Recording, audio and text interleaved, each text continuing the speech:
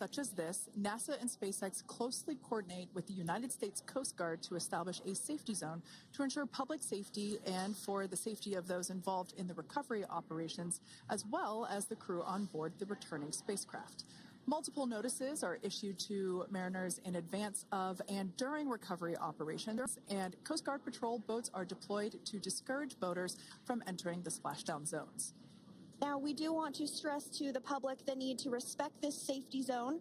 Recovering a spacecraft from the water is a hazardous task, and any other boats interfering increases risk to the astronauts in Dragon, the teams working to recover them from the water, and the safety of those that come too close. So, for the safety of the crew and your safety, we recommend you sit back and watch as we'll be bringing you the best possible views of our astronauts' homecoming. And they will be the best views that you can get. So, let's take a minute to meet our returning crew. U.S. Space Force Colonel Nick Hague is your Crew 9 commander. He was selected by NASA as an astronaut in 2013.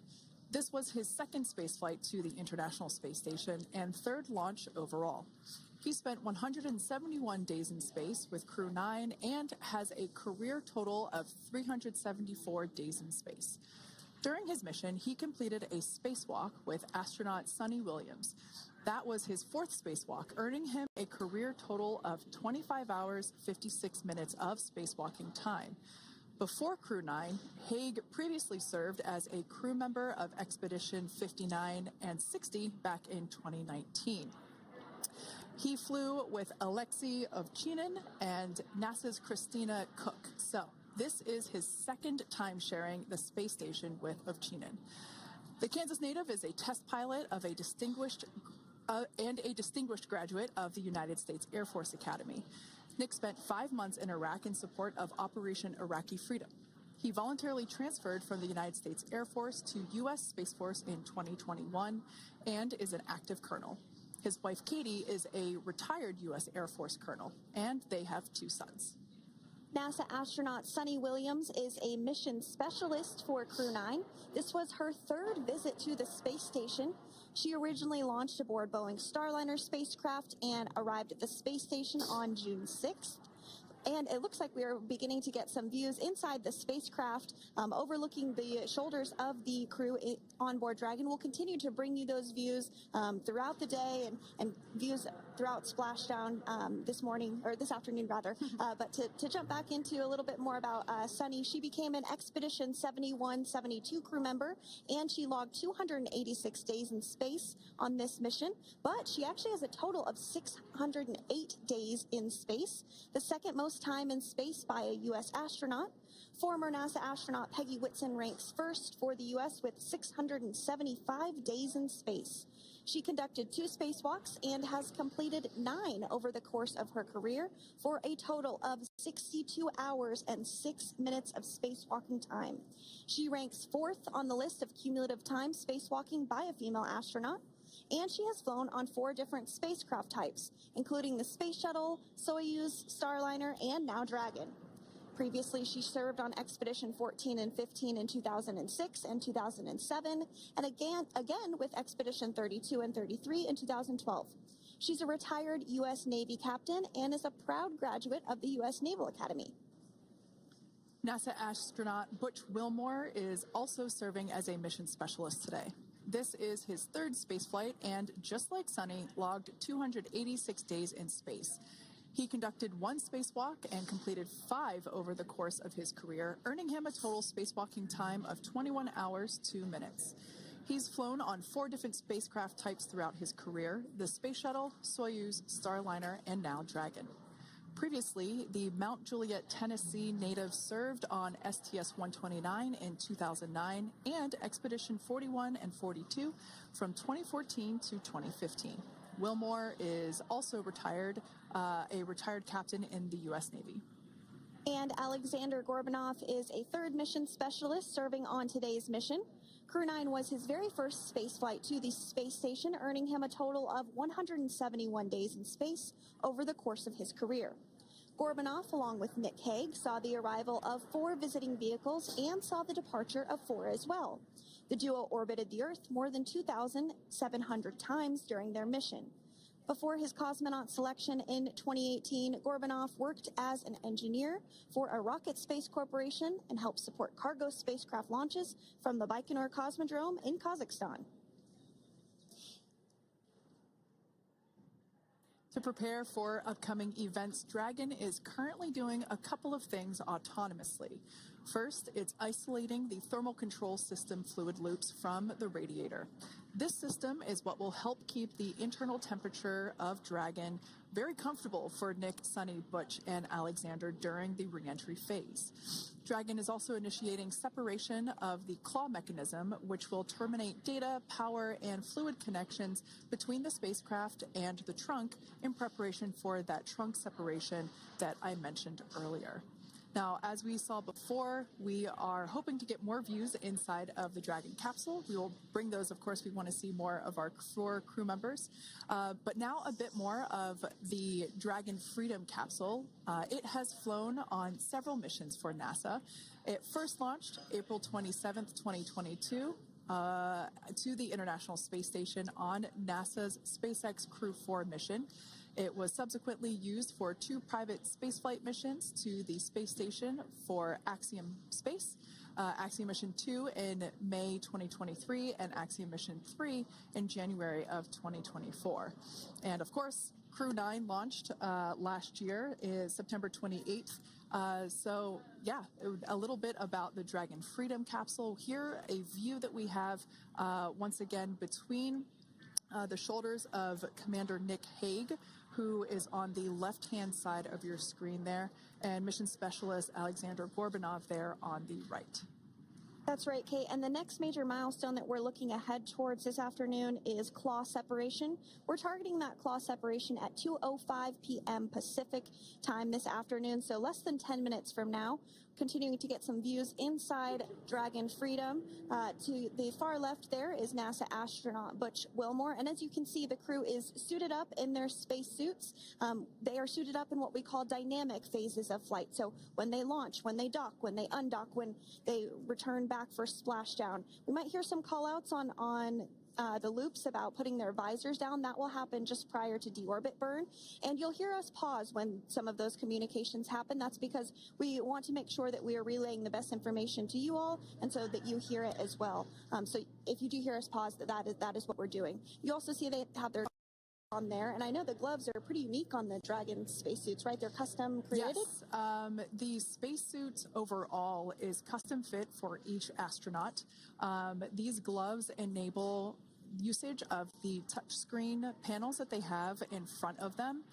We can't see it from this view, but that view we saw earlier between Alexander Gorbanov and Nick Hague, that is a touchscreen. It allows the crew to monitor everything that Dragon is doing along with those tablets that they have there on their legs. So yeah, the spacesuit itself is intended to act as a mini spaceship, if you will, as once the visors are closed, it is able to maintain a pressure in the unlikely event of a depressurization event for Dragon. So there we can see those screens I was talking about. So there in the center, we've got the location tracker, as well as on the left-hand side, it's mapping out the operations that Dragon is executing. The crew has to remain well informed of all these things that Dragon is doing autonomously. That basically means that Dragon is flying itself.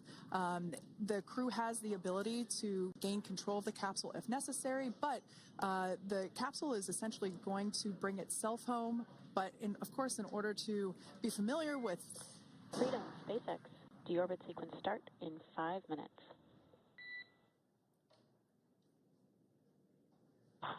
Freedom Cup. And so we did hear that call out for the deorbit sequence start to begin here in 5 minutes. That call from the ground came from the core, or Crew Operations Resource Engineer here in Hawthorne, Mission Control just behind us, and that went up to Commander Nick Hague. He's going to be doing the majority of the communications during the flight downhill today through Splashdown, and they'll be communicating with the core all along the way. Now, we did mention that they are flying on Crew Dragon Freedom.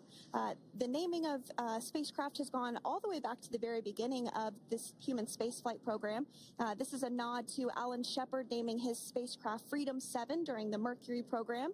And so the crew that first flew up on Freedom a few years ago had the opportunity to name this Dragon, and they named it Freedom. That was Crew 4 that was the first flyers on this spacecraft. It's also flown for Axiom Mission 2 and 3, and then, of course, today for Crew 9 as well.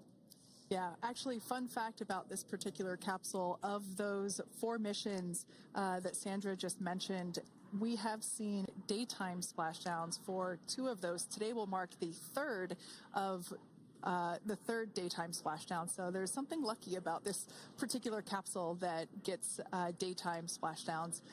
Nighttime is great because we can see even more clearly the capsule streaking through, but I personally love the daylight views because we really get even better views of the recovery team operations during that phase of the mission. Yes, absolutely. And if you follow along with our missions, you'll know that sometimes weather is a watch item when it comes to undocking and splashdown. We do splashdown in the water, so we want to ensure that parameters like wave heights and wind speeds and precipitation, lightning, all of that is looking good for the crew and the safety of those recovery personnel. And today the weather is just pristine. We got off of Space Station on the very first attempt. So I'm joking around and saying that it was because it was St. Patrick's Day and we got really lucky with the weather. I wouldn't disagree with that. Speaking of weather, we will be hearing from Core probably around 2:20-ish. Typically, before we enter the period of loss of signal, or LOS, we will hear an entry briefing from the Core, the Crew Operations Resource Engineer, and they will deliver important information like updated anticipated splashdown and loss of signal times to the crew, as well as the wave height and wind speed. So we'll be standing by to listen in on those. Like I said, that will happen shortly after, typically after trunk separation. I can't quite remember if it's before or after deorbit burn. Must be before. But in any case, we'll be hearing all of that coming from Core. In fact, that individual is seated there in the room on your screen. That is SpaceX Mission Control in Hawthorne, California. That room is located just over our shoulders, and that is where Dragon operators are standing by on console, monitoring the progress of Dragon as it continues its way home. It's been, at the point of splashdown, it'll be about 17 hours since Dragon undocked from the International Space Station. The team there in mission control, there are multiple teams, in fact, and they cycle through shifts to ensure that everybody gets the required rest and sleep periods, just like the astronauts on board. And that Crew Operations and Resource Engineer is seated there in the room, and that, like Sandra said, is the primary voice that we will be hearing communicate from the SpaceX team to the crew on board. That's right. And so it looks like we're about 3 minutes or so from the claw separation portion of today's flight. The claw is a portion on the spacecraft that holds the trunk to Dragon. Following claw separation, we're going to jettison or remove that trunk because it's no longer needed. The trunk has solar arrays on it that provides power to the Dragon spacecraft. But now that we're beginning the reentry process, we need to go ahead and jettison that trunk and able to expose the heat shield, which is really going to do the heavy lifting as Crew 9 re-enters the Earth's atmosphere. They come in at 17,500 miles per hour, so they really need to ensure that that heat shield absorbs that heat, and there's... Deorbit sequence start.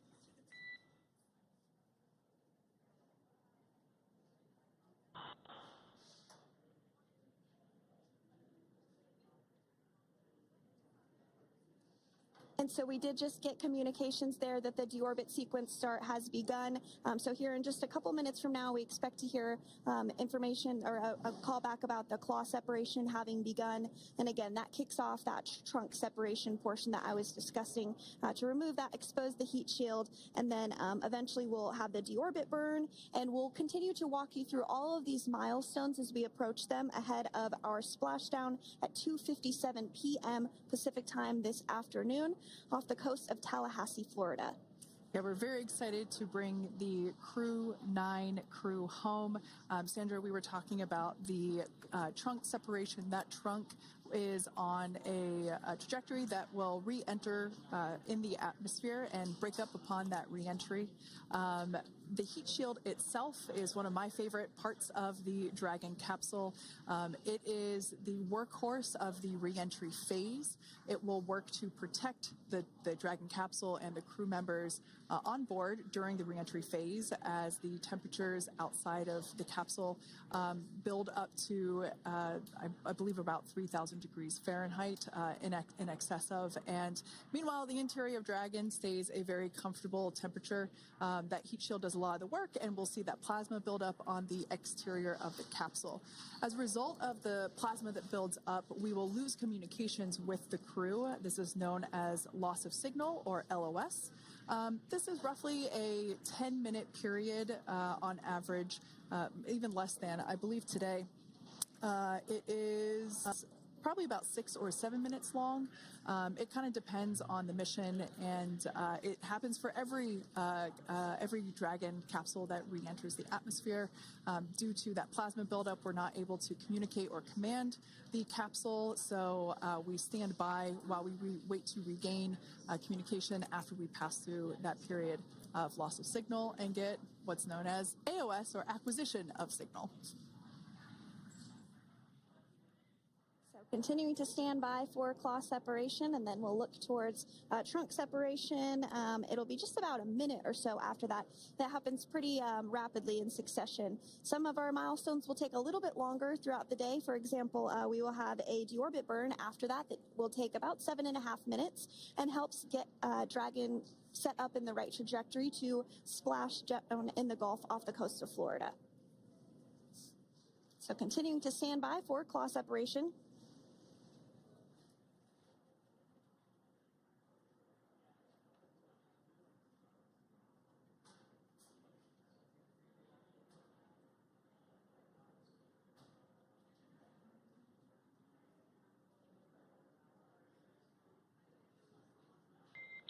Nominal trunk jettison. All right.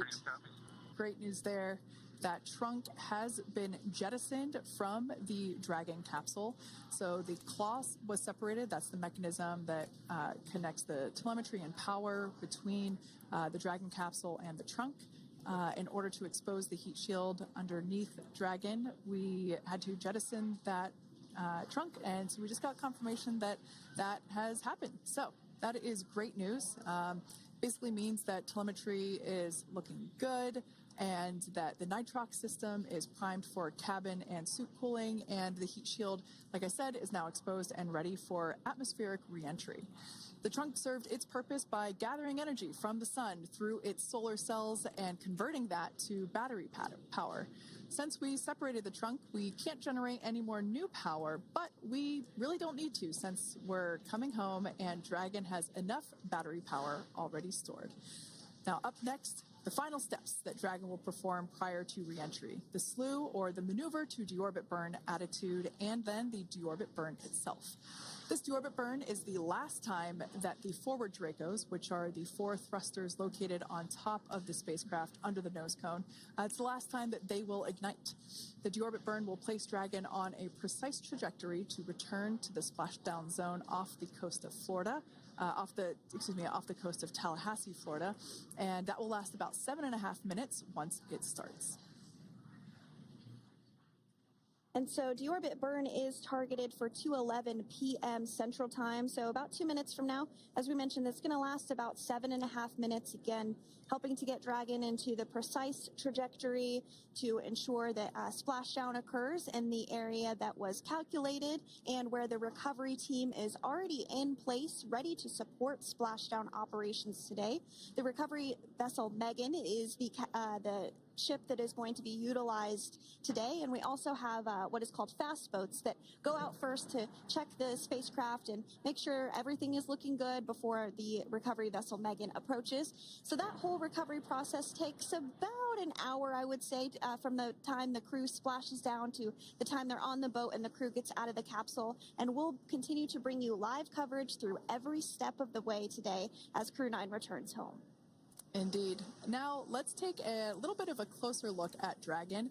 One of the great things about being close to the space station is that we can use space station cameras to look at Dragon. But now that Dragon is on its way home, we don't have those external cameras. So here's an animation of what the capsule looks like. We've got the pressurized section, the capsule on the top, and the trunk or the unpressurized section on the bottom. That's where those solar panels that we manufacture in-house are located, soaking up the energy from the sun and turning it into power for the capsule. At the very top of the capsule is the nose cone. That is where the Dracos, the forward Dracos, are located. That nose cone is currently open, not closed like we saw in that animation.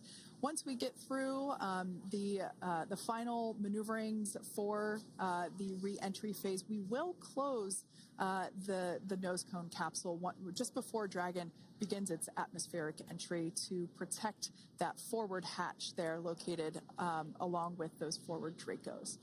So go ahead. Oh, that's right. I was going to mention that the nose cone does open shortly after launch, and it remains open the entire time that Dragon is docked to the International Space Station. So as an example for this particular spacecraft, Freedom, since September when it docked to the International Space Station, remains open that entire time, and here shortly it will close for the very first time since September. So quick recap of what Dragon has done in recent history here.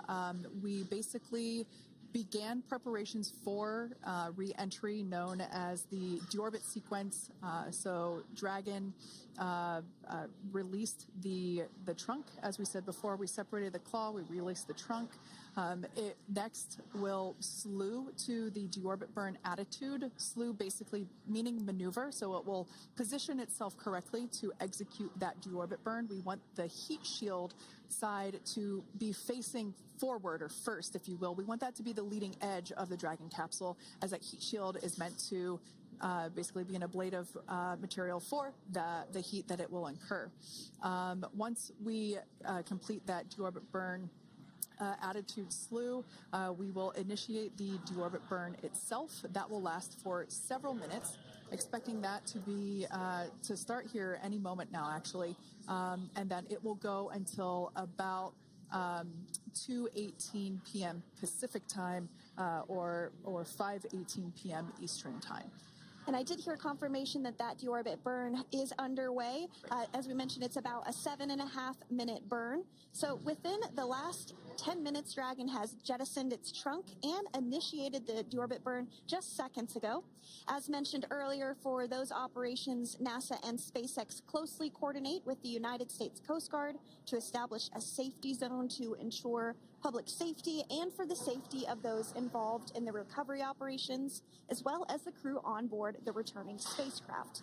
Multiple notices are issued to the mariners in advance of and during recovery operations, and Coast Guard patrol boats are deployed to discourage boaters from entering the spacecraft, the splashdown zones. So we do want to stress to the public the need to respect this safety zone.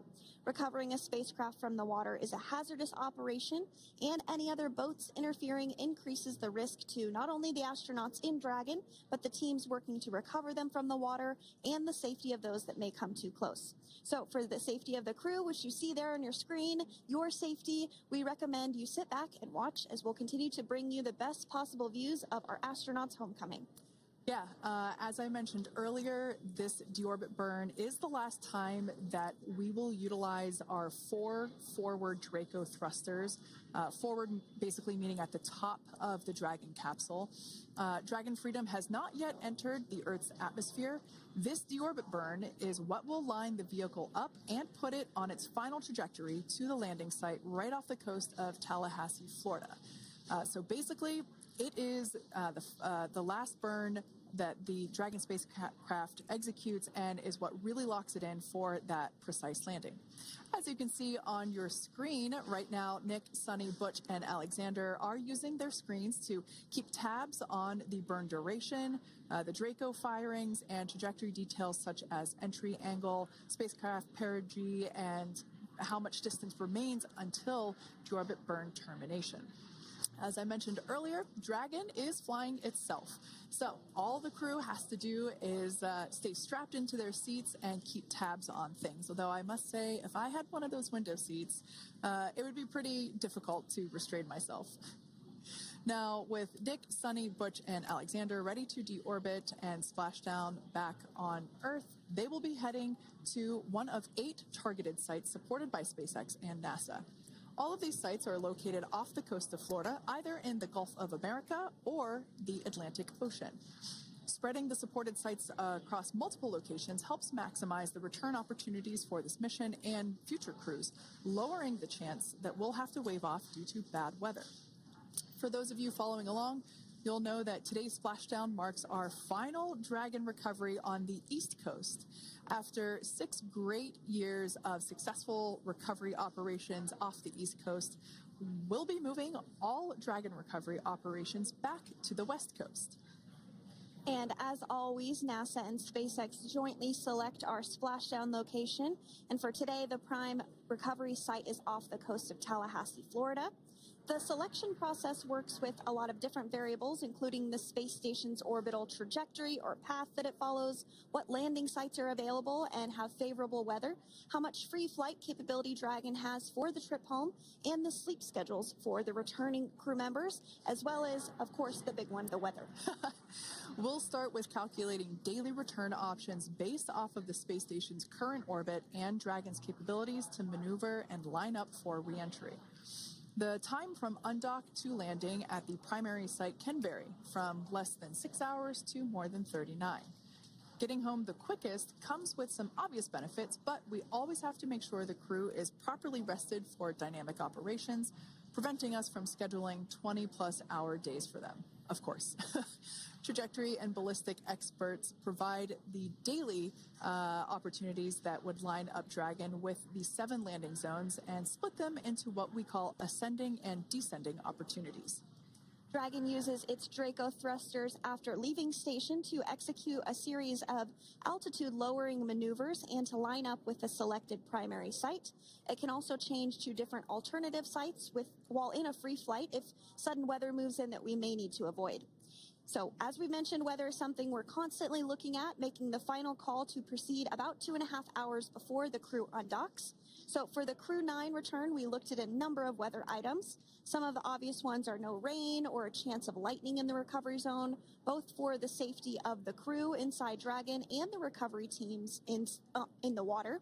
And we're also looking for wind speeds to be less than 15 feet per second, or about 10 miles per hour, and relatively calm seas so that we can safely execute recovery operations, which includes landing a helicopter on the recovery ship to fly Nick, Suni, Butch, and Alexander back to Florida. Once Dragon began flying today, we had a number of additional checkpoints to either proceed towards the primary site, head to the alternate, or select a new zone based on real-time weather data. These checks happened all the way up until we were in the final hours before the deorbit burn, which has just about a minute or so left in it. And this is the last burn in the trip home that commits Dragon to re-entering the Earth's atmosphere. Now, we are currently waiting to conclude the deorbit burn. We've got less than a minute until that finishes. We will expect to hear a call out for nominal burn, which will confirm completion of that deorbit burn for Dragon Freedom. We can see images there from the touchscreen display panels that the crew utilizes in flight. We can see the visualization of exactly which one of the 4 forward Draco thrusters are firing. That's why you have kind of like a strobe effect there.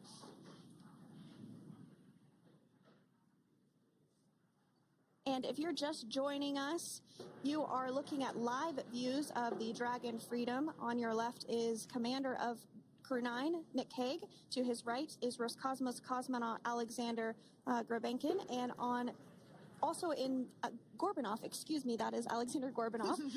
And then also in the capsule today is NASA astronauts Suni Williams and Butch Wilmore. We're awaiting confirmation that their deorbit burn is complete, which is the last burn that's going to help set them up on a trajectory to splash down off the coast of Florida. Deorbit burn complete. Performance nominal. Nose cone closure initiated. Freedom copies. All right, excellent news there. We heard the words we were looking for, nominal burn. So that means that deorbit burn was successful and nominal, meaning as expected. And we're now beginning to close the nose cone in preparation for atmospheric reentry. So in the background, Dragon is currently inhibiting those forward bulkhead Draco thrusters that we just used to complete the deorbit burn, ensuring it's safe to latch the nose cone shut for reentry. Also, the vehicle has initiated the nitrox suit purge, which will help keep Nick, Suni, Butch, and Alexander cool and comfortable during reentry, which is coming up in about 20 minutes from now. At this point, the nose cone is closing and protecting the forward hatch for reentry, and the crew are using their screens to continue to monitor the locking of the nose cone, which is done by a set of hooks. And as we mentioned earlier, that nose cone has remained open since September, so this is the first time it's closing in a few months. Yeah, that's absolutely right. Now, we will be expecting, as I mentioned before, an entry brief from SpaceX Core. Again, that's the crew operations resource engineer who is seated in that room that you see there on your screen. That entry brief will provide updated times for anticipated splashdown as well as the loss of signal or period of LOS. That briefing will also give us information such as wind speed and wave height at the expected splashdown location. But all in all, everything has been great today. All events have been executed on time as expected, and we are looking forward to a splashdown of the Crew 9 crew at about 5:57 p.m. Eastern Time or 2:57 p.m. Pacific Time. Between now and then, things are going to start moving quite quickly. In fact, if anything, this will have seemed like the slower part of the reentry phase. We're going to go through, like I said, that period of loss of signal or LOS. That period is a few minutes long where we are unable to communicate or command the capsule due to the plasma that builds up on the exterior of the capsule. That period, like I said, lasts for a couple minutes. You will start to hear SpaceX Core hail the Crew 9 crew a little bit earlier than expected because we, in the past, have actually regained communications a couple minutes earlier than initially anticipated. So we'll go through that period of loss of signal, that entry period, that specifically when the Dragon spacecraft is re-entering through the atmosphere. Approximately at about 18,000 feet when the capsule is traveling at 350 miles per hour. We will see our first views of parachutes for the day. It's one of my favorite moments of return sequences is when we get to see the drogue parachutes. We'll see the drogues come out. Those drogues will help slow the vehicle down to about 119 miles per hour. And then that is when the main parachutes will come out from the Dragon spacecraft and then ultimately end in splashdown. And we are hearing confirmation that the nose cone is closed and everything was nominal or as expected with that closure.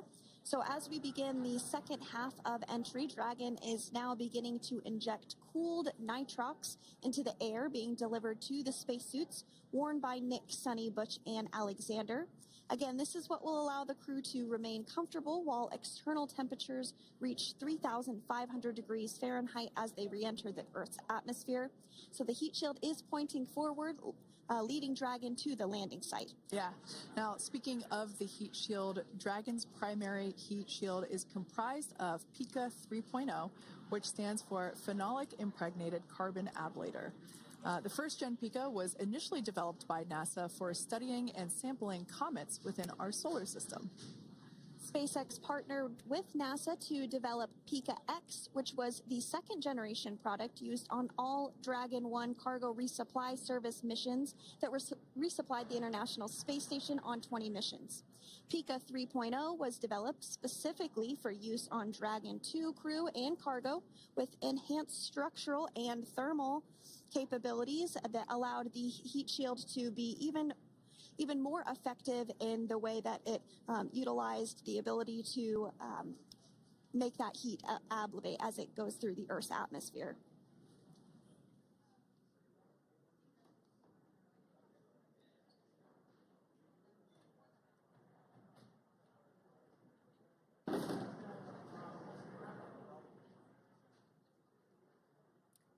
The remainder of Dragon is composed primarily of a SpaceX proprietary ablative material. It's another class of thermal protection which is lighter weight versus Pika and protects the underlying composite structure during reentry to ensure the structural capabilities are maintained. While Dragon will experience temperatures well over 3,000 degrees during peak reentry conditions, the characteristics of the thermal protection system coupled with the environmental control and life support system in the pressurized interior will ensure that Nick, Suni, Butch, and Alexander stay cool and comfortable during all phases of reentry through Splashdown. Now, if you've just recently joined us, we hope to regain views of our crew members inside Dragon Freedom, but we don't have those available at the moment due to ground station coverage. So we will bring those back to you as soon as we can. Now, after Dragon Freedom has re-entered the Earth's atmosphere, a series of parachutes will deploy to slow the crew's descent. First will be the 2 drogue parachutes, followed by the 4 main parachutes, and those will guide Dragon to its first contact with Earth since it launched back in September. Dragon will automatically deploy these parachutes when different pressure and positioning sensors on the spacecraft detect that they're at the right speed and altitude. Vehicle velocity at drogue deploy is approximately 350 miles per hour, and they deploy at about 18,000 feet. Now, when the vehicle velocity at main deploy is approximately 119 miles per hour, and they deploy at about 6,500 feet. When Dragon splashes down in the water, the vehicle velocity will be about 16 miles per hour, so you can really see how those parachutes help to slow down the crew inside the capsule. The highest G-load the crew is expected to experience today is about 3 to 5 Gs. Yeah, when you think about really fun roller coasters, they're about in that range. So I'm sure that our crew on board will be well equipped to experience those Gs. It's nothing for them. They go through much more intense training. And so we are continuing to make our way through a number of milestones today. We did have trunk separation. Freedom, SpaceX. Nose cone is secure for entry. Freedom copies.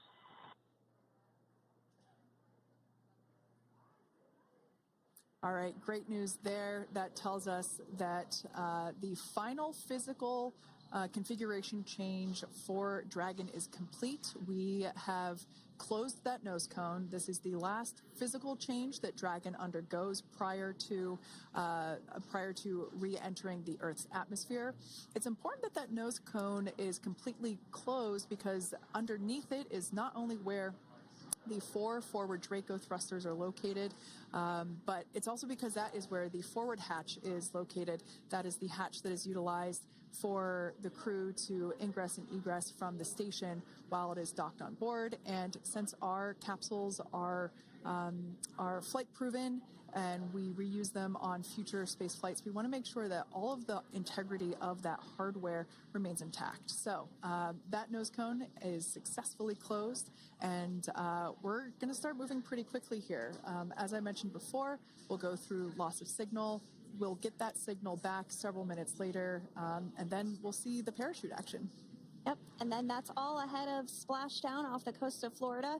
We're targeting Tallahassee as our splashdown zone today at 2:57 p.m. Pacific time this afternoon. Now, you did mention the call to the crew. They'll do some additional calculations following that burn and potentially let us know if that splashdown time has changed at all. But right now, we are continuing to target 2:57 p.m. And you can see there on your screen a path of where Dragon will be re-entering today. So if you are in the southern tip of Mexico, you might have the opportunity to see Dragon. Because it's a daytime splashdown, you probably won't have too great of views, but potentially you'll have the opportunity to get a glimpse of it there. Once again, Dragon operators, they're monitoring the progress of Dragon through this reentry phase. That is SpaceX Mission Control, located here in Hawthorne, California. That is also where the crew operations and resource engineer is seated. That person is the voice that we have heard multiple times and will continue to hear as the primary point of contact to the crew on board Dragon Freedom. We will also hear the voice of Commander Nick Hague. Basically, after we hear the Corps communicate something, we will hear Nick Hague indicate that they copy, that they heard the message well, some sort of recognition that the message was received. And if you joined us yesterday for our coverage during the undocking, we were communicating through something that's called a big loop. We do that when we're in integrated operations with the International Freedom, SpaceX, for entry sequence. Report when ready to copy. Ready to copy. All right, I've got some updated times for you. Our comm blackout start time is 2144. Our comm blackout end time is 2151, and our splashdown time is the same per your displays, 2157.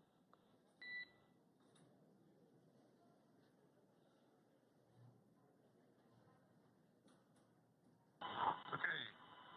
Understand comm blackout start 2144, stop 2151, splashdown per display. That's a good readback. And with that, please report when tablets are secured behind the elastic bands, restraints are tight, and visors are down.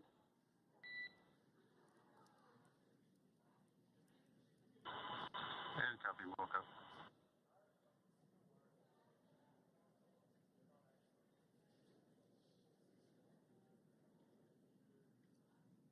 And with that communication from the Corps or Crew Operations Resource Engineer here in Hawthorne to Commander Nick Hague of Crew Dragon Freedom, we did hear that the loss of signal period is still at 2:44 p.m. Pacific, but we had a 1-minute adjustment to the acquisition of signal. That's going to now be at 2:51 p.m. Pacific time. However, our splashdown time remains the same at 2:57 p.m. Pacific time this afternoon off the coast of Tallahassee, Florida. So all good news there as Dragon continues to make its way home with the Crew 9 crew.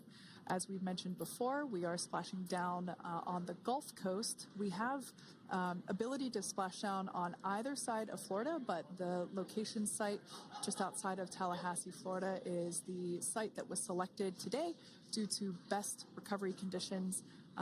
And as Sandra mentioned before, weather is always a watch item, but everything is looking great for that particular recovery location. So I'm sure once we start getting views from the recovery vessel, I have a feeling it's going to be a pretty beautiful afternoon. And we did mention that, of course, this is a daylight splashdown, so we should be getting some great views.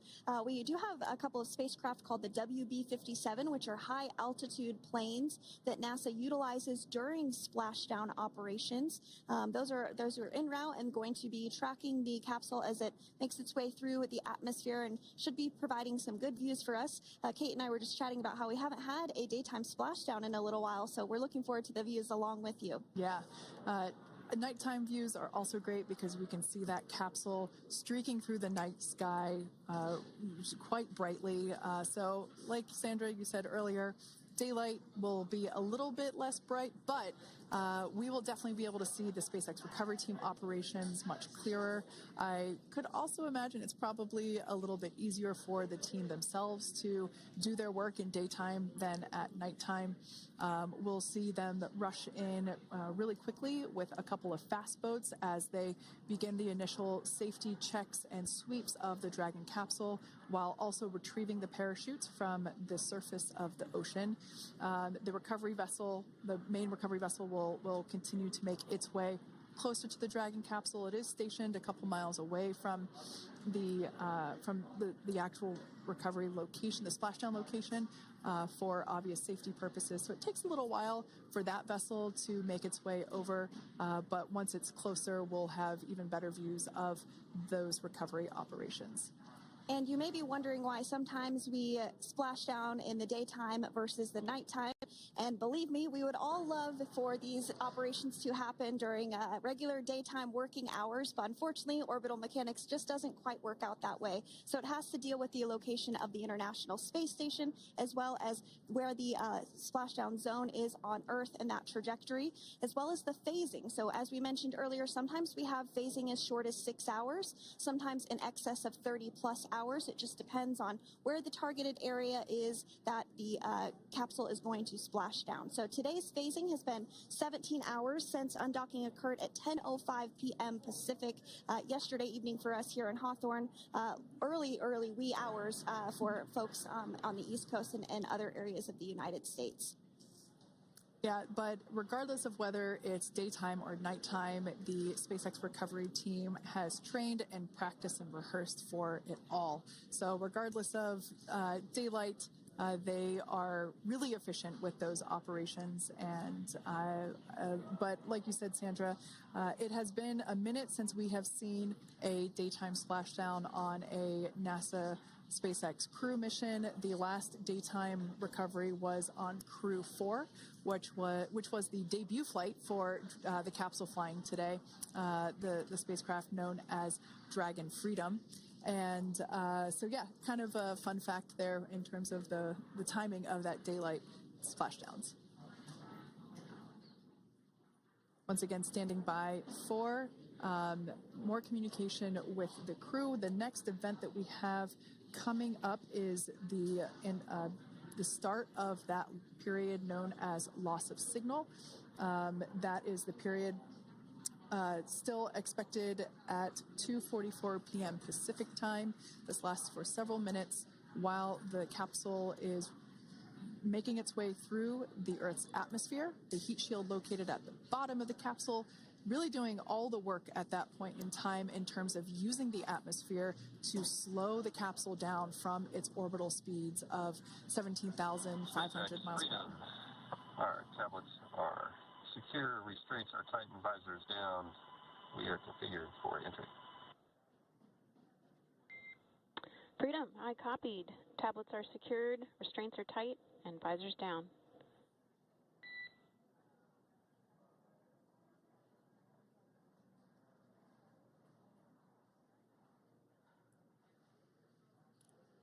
All right, great news there in terms of continuing to make progress. That back and forth communication we heard was just letting Core know that per their instructions, Crew 9 has now put away everything that was necessary in order to begin the re-entry, including those tablets that were located on their legs. Those are now stowed away. They've tightened that safety harness that we see there, and the visors are now down. So with all that being said, let's take a minute to meet our returning crew. U.S. Space Force Colonel Nick Hague is your Crew 9 commander. He was selected by NASA as an astronaut in 2013. This was his second spaceflight to the International Space Station and third launch overall. He spent 171 days in space with Crew 9 and has a career total of 374 days in space. During his mission, he completed a spacewalk with astronaut Suni Williams. That was his fourth spacewalk, earning him a career total of 25 hours, 56 minutes of spacewalking time. Before Crew 9, Hague previously served as a crew member of Expedition 59 and 60 back in 2019. He flew with Alexei Ovchinin and NASA's Christina Cook. So this is his second time sharing the space station with Ovchinin. The Kansas native is a test pilot and distinguished graduate of the United States Air Force Academy. Nick spent 5 months in Iraq in support of Operation Iraqi Freedom. He voluntarily transferred from the United States Air Force to U.S. Space Force in 2021 and is an active colonel. His wife, Katie, is a retired U.S. Air Force colonel, and they have 2 sons. NASA astronaut Suni Williams is a mission specialist for Crew 9. This was her third visit to the International Space Station. She originally launched aboard Boeing Starliner spacecraft and arrived at the space station on June 6th. Following the agency's decision to return Starliner uncrewed, she became an Expedition 71 and 72 crew member, where she logged 286 days in space on this mission. But Suni has a total of 608 days in space, the second most time in space by a U.S. astronaut. 5 minutes until predicted comm blackout. We'll see you on the other side at 21:51.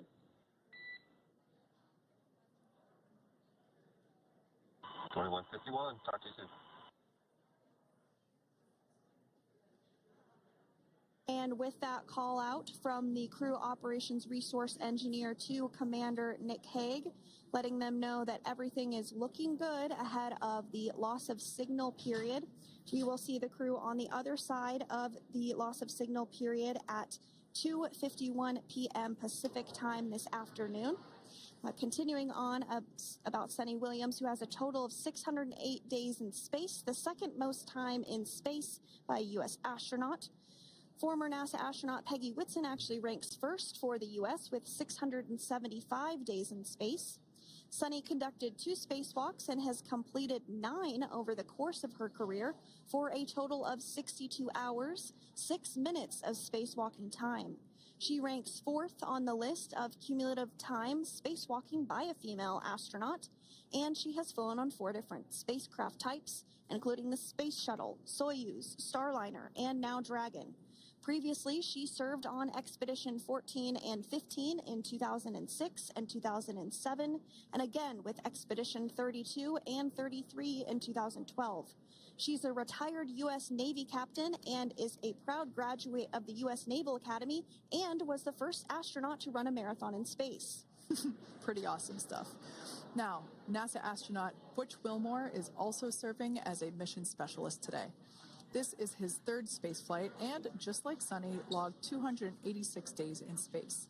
He conducted 1 spacewalk and completed 5 over the course of his career, earning him a total spacewalking time of 21 hours and 2 minutes. He's flown on 4 different spacecraft types throughout his career: the Space Shuttle, Soyuz, Starliner, and now Dragon. Previously, the Mount Juliet, Tennessee native served on STS-129 in 2009 and Expedition 41 and 42 from 2014 to 2015. Wilmore is also a retired captain in the U.S. Navy. Next up is Alexander Gorbunov, who is the 3rd mission specialist serving on today's mission. Crew 9 was his first space flight to the space station, earning him a total of 171 days in space over the course of his career. Gorbunov, along with Nick Hague, saw the arrival of 4 visiting vehicles and saw the departure of 4 as well. The duo orbited the Earth more than 2,700 times since September. Before his cosmonaut selection in 2018, Gorbunov worked as an engineer for a rocket space corporation and helped support cargo spacecraft launches from the Baikonur Cosmodrome in Kazakhstan.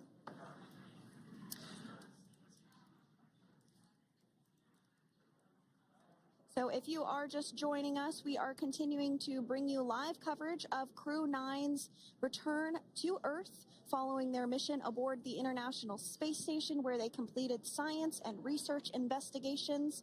We are targeting splashdown off the coast of Florida at 2:57 p.m. Pacific time.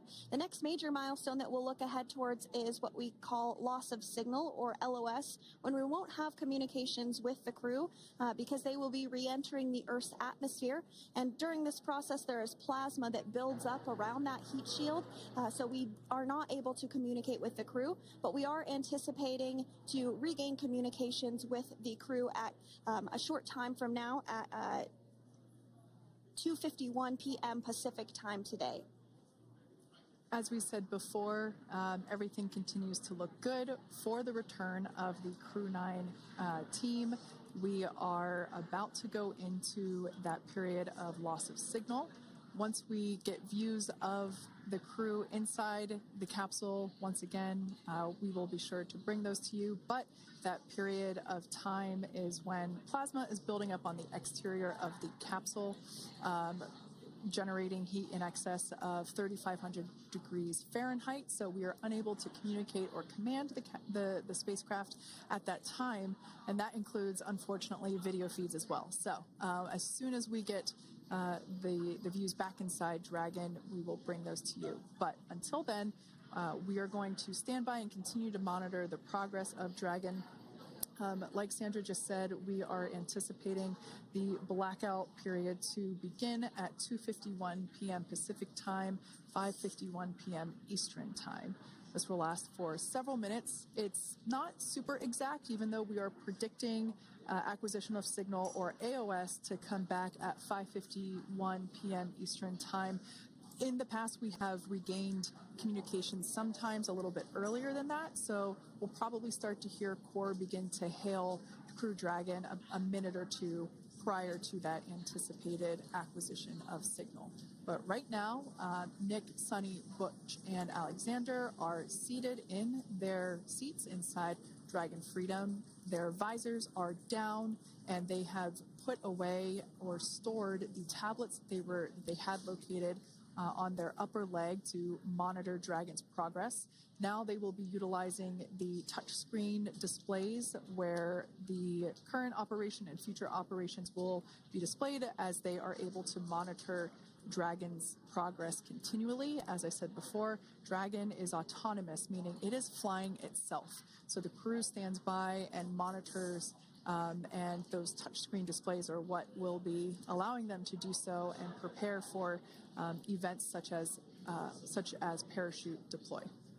And while on board the International Space Station, Nick, Suni, Butch, and Alexander contributed to over 900 hours of science and research investigations, which is really the key purpose of the International Space Station. Now, the International Space Station is celebrating a major milestone this year, where they will be celebrating 25 years of continuous human presence in November. So if you're younger than 25 years, you've never known a day where there hasn't been a human living and working aboard the International Space Station, contributing to key science and research investigations that impact our lives here on Earth. There's research being done on Parkinson's, on osteoporosis, on cancer research, and a variety of other studies. Additionally, the Microgravity Laboratory provides a jumping off point for us as we venture back to the moon and onto Mars through longer duration space flights. One such example that the crew worked on during this mission was an alternative exercise device. In microgravity, the crew has to exercise for about 2 hours a day because they're not having the effects of gravity on their body. So to prevent bone and muscle loss, we counteract that with 2 hours of exercise per day. On board the International Space Station, they have 3 ways in which they can exercise. They have a bike, they have a treadmill, and they have a similar to a weightlifting machine that counteracts the microgravity environment. But a particular experiment that this crew tested out was a combination of all 3 of those in one smaller device. And this is really critical as we continue on to the moon, Mars, and beyond, because space is really important in spacecraft.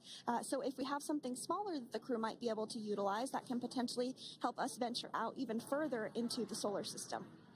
So science is really the name of the game when it comes to the International Space Station. Some of the other science highlights that took place during this increment that are particularly interesting to me was we had the first wooden satellite that was deployed. This is a study to see if other materials might be more resourceful or renewable in space. So I'm really excited to see the results of that one as well. Additionally, we had a couple of spacewalks that took place to not only provide maintenance to the International Space Station, but also where we swabbed the outside of the space station near vents to see if any microbes that we all have microbes on us, to see if any of those could survive in the harsh environment of space, which again is very important for us to know and understand as we continue to the moon, Mars, and beyond. Very exciting stuff. Now, at this point, we have now entered the communications blackout period for the Dragon spacecraft. This lasts approximately 7 minutes due to plasma formation around the spacecraft itself. During this time, no vehicle telemetry is received by mission control or the recovery team, and no external commanding of the vehicle or voice communication is possible. But as a reminder, Dragon is designed to fly itself. During reentry, the vehicle will be slowing down from orbital velocity, which is approximately 17,500 miles per hour. The top temperature that Dragon will experience upon reentry is 3,500 degrees Fahrenheit. This blackout period, as I said before, we expect it to last about 7 minutes today, concluding at 5:51 p.m. Eastern Time or 2:51 p.m. Pacific Time. We, right there, have our first view of Dragon Freedom coming home to Earth. And that view is from the WB-57, which is one of NASA's high-altitude planes that is tracking. Now, because of the way that this camera is configured, it does look like it is dark, but it is indeed daytime, and you're beginning to see that plasma trail as Dragon re-enters the Earth's atmosphere. All of that is expected. We are anticipating an acquisition of signal around 2:51 p.m. Pacific Time, so just minutes from now, and you may hear the Corps begin to hail out or call Dragon for communications and see if we can potentially get communications with them a little bit earlier. Following this, we'll have two events in rapid succession. We'll have the drogue parachutes deploy at 2:53 p.m. Pacific, followed by the mains just 1 minute later at 2:54 p.m. Pacific Time, ahead of a splashdown at 2:57 p.m. Pacific Time off the coast of Tallahassee, Florida.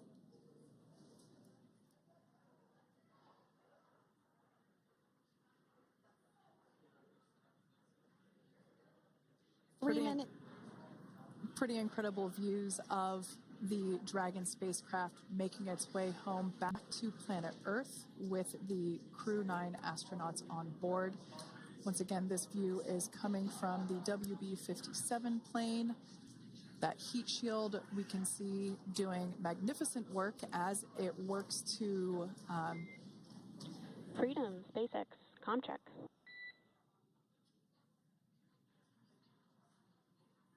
All right, we're going to start hearing the SpaceX Crew Operations Resource Engineer.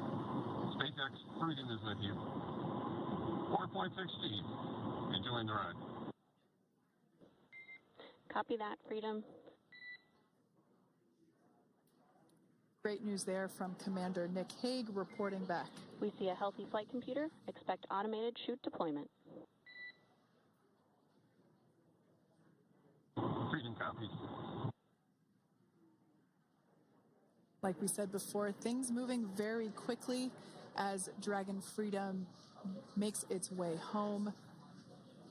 Next event coming up will be deployment of the drogue parachutes. This occurs around 18,000 feet. GPS has converged. Expect nominal altitude for drogue chute deployment.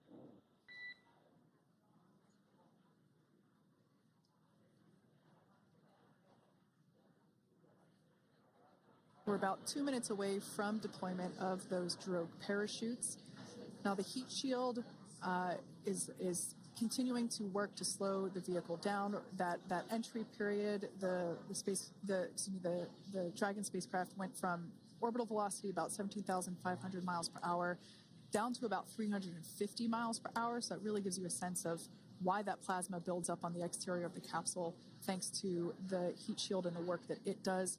Those drogue parachutes will slow it down from 350 to about 119 miles per hour. We can see 15 kilometers. Brace for drogue window. We can see seat rotation happening inside the capsule. Great to get those first views of our crew members. Once again, the capsules are going about 350 miles per hour when the drogues are deployed. Those drogue parachutes that we manufacture here in-house are going to slow the spacecraft down to 119 miles per hour. And that is when we will see the main parachutes deploy, and that occurs about 6,000 feet above the ocean's surface.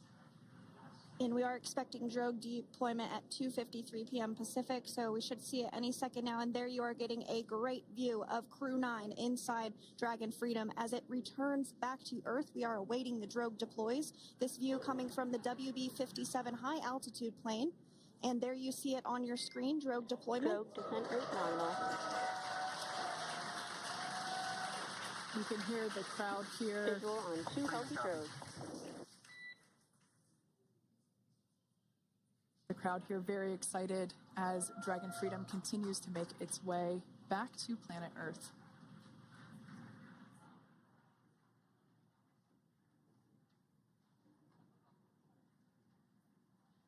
Next up, we'll stand by for the main deployment of the parachutes.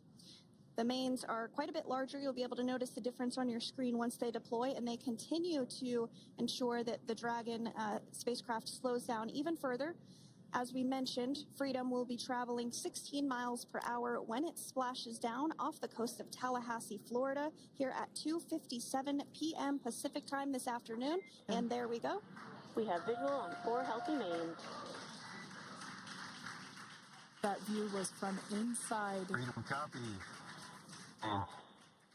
That view was from inside one of the buckets where the parachutes are located. So we see a great view there of the reefing on those parachutes. And as those main parachutes begin to inflate fully, 4 beautiful, healthy mains.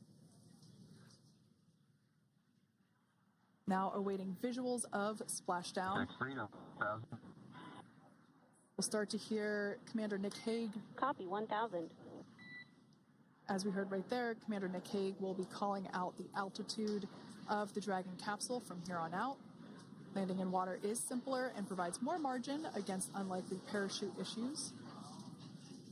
You can see those parachutes continuing to slow the Dragon capsule down. And if you're just joining us, you're looking at 800 meters. a live view of Crew 9, just minutes away from splashing down off the coast of Tallahassee, Florida. Splashdown 2 minutes from now at 2:57 p.m. Pacific. We do have 4 healthy mains really doing the job there. Just breathtaking views of a calm, glass-like ocean off the coast of Tallahassee, Florida. Crew 9 just minutes away from splashing down. This is really such an incredible shot. Copy, 600.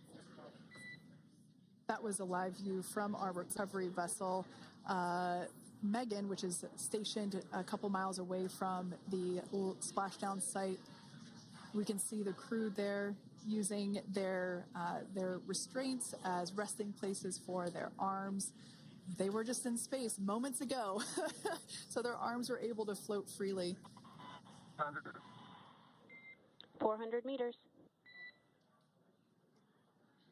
This is a gorgeous bluebird day here that we have for the splashdown of Crew 9.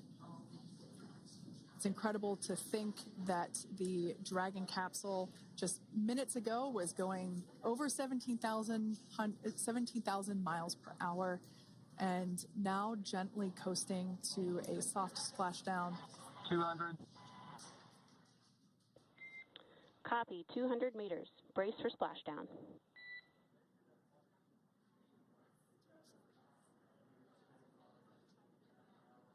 As you can see there on your screen, continuing to monitor progress of the Dragon spacecraft. And we're going to stand by for splashdown, located in the Gulf of America, off the coast of Tallahassee, Florida.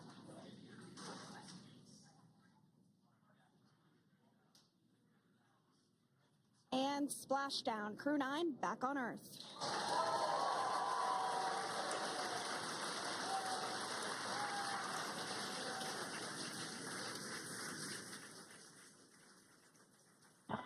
And SpaceX Freedom, splashdown. Good main release. Copy, splashdown. We see main chutes cut. Nick, Alex, Butch, Suni, on behalf of SpaceX, welcome home.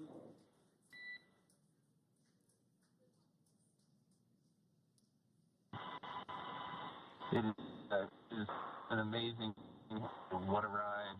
I see a capsule full of grins ear to ear.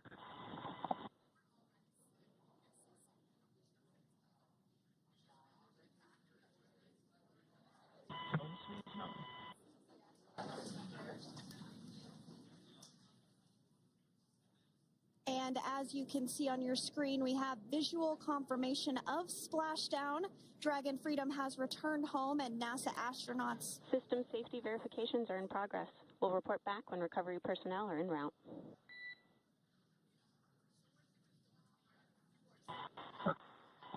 understand. And we're in section 2 of 4.800 landing response. And looking for your words and if it is necessary.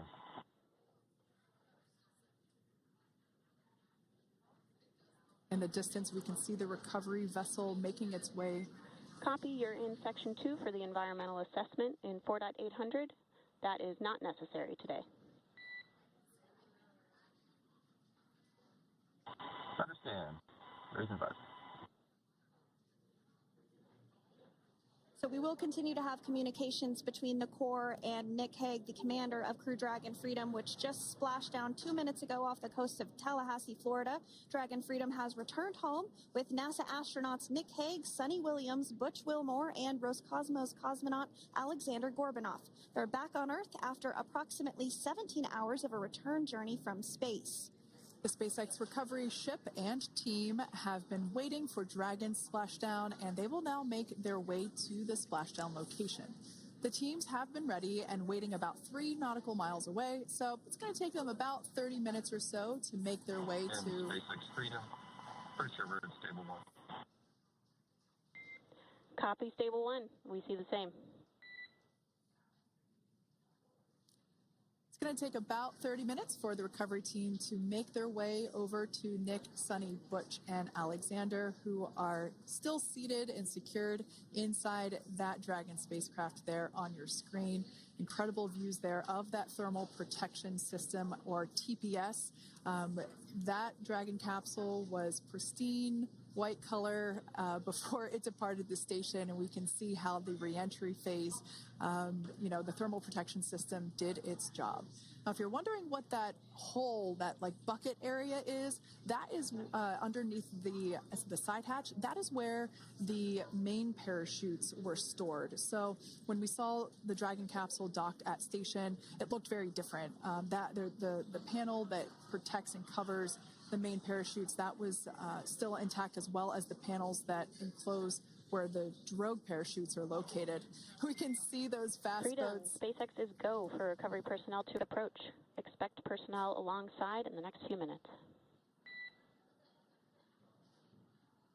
Freedom copies. We can see those fast boats. We weren't kidding when we said they were fast. While it does take about 30 minutes for the main recovery vessel to make its way over to the capsule, these fast boats will be doing a couple of things simultaneously. A couple of them are going to be working to retrieve the parachutes that you see in the background there of this drone shot.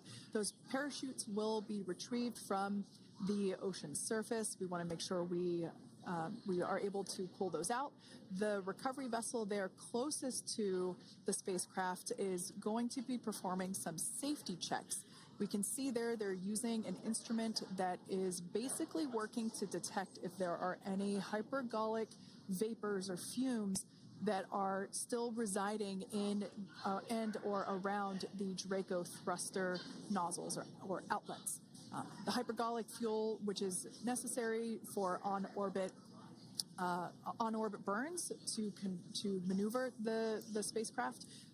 Unfortunately, those hypergolics are unable to be breathed. They are toxic, and so this team here is doing those initial safety checks to make sure that it is safe for the rest of the recovery team to approach the spacecraft. They're also checking to make sure that any residuals from the pyros are safe and are not going to cause any issues. We can see the team working their way around the spacecraft to do these these sniff tests on all of those Draco thrusters. And as we continue to await the recovery of our Dragon spacecraft with NASA astronauts Nick Hague, Suni Williams, Butch Wilmore, and Roscosmos cosmonaut Alexander Gorbunoff inside, Dragon has autonomously completed several steps to safe itself following splashdown. We are continuing to see Dragon in what is known as stable 1 configuration. That's kind of the ideal configuration following splashdown. It's upright, and the Dragon capsule's in the right configuration for it to be hoisted into the recovery vessel Megan, which you do see a little ways off in your screen approaching. Dragon will continue to remain live on air with you through that recovery process, all the way through the point where the crew is extracted from the Dragon spacecraft. Now, if you are just joining us, the mission has gone smoothly so far. Dragon successfully splashed down off the coast of Tallahassee, Florida at 2:57 p.m. Pacific, 5:57 p.m. Eastern Time this afternoon. Approximately 17 hours prior to splashdown, Dragon autonomously undocked from the International Space Station, completed a series of departure burns, jettisoned its trunk section, and performed its final burn, the deorbit burn. This placed the Dragon spacecraft on a trajectory toward Tallahassee, Florida. Dragon successfully re-entered the Earth's atmosphere, followed by deployment of its parachutes to slow the spacecraft down to a gentle splashdown. We're now going to follow the Freedom. Hypergol sweeps and unfired ordnance checks are nominal. Rigging is in progress. Approximately 25 minutes until capsule lift. Stand by for PMC with SpaceX flight surgeon.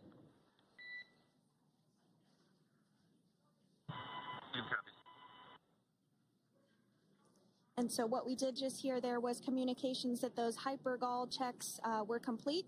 They didn't find any of that upon those checks, so we'll continue to move through the timeline. Next up is a process called rigging, which you see happening right now on your screen. This is when a SpaceX recovery personnel actually works to climb aboard the capsule and work through procedures ahead of lifting onto the nest of the recovery vessel Megan. We heard it's going to be about 25 minutes or so until that lift actually takes place.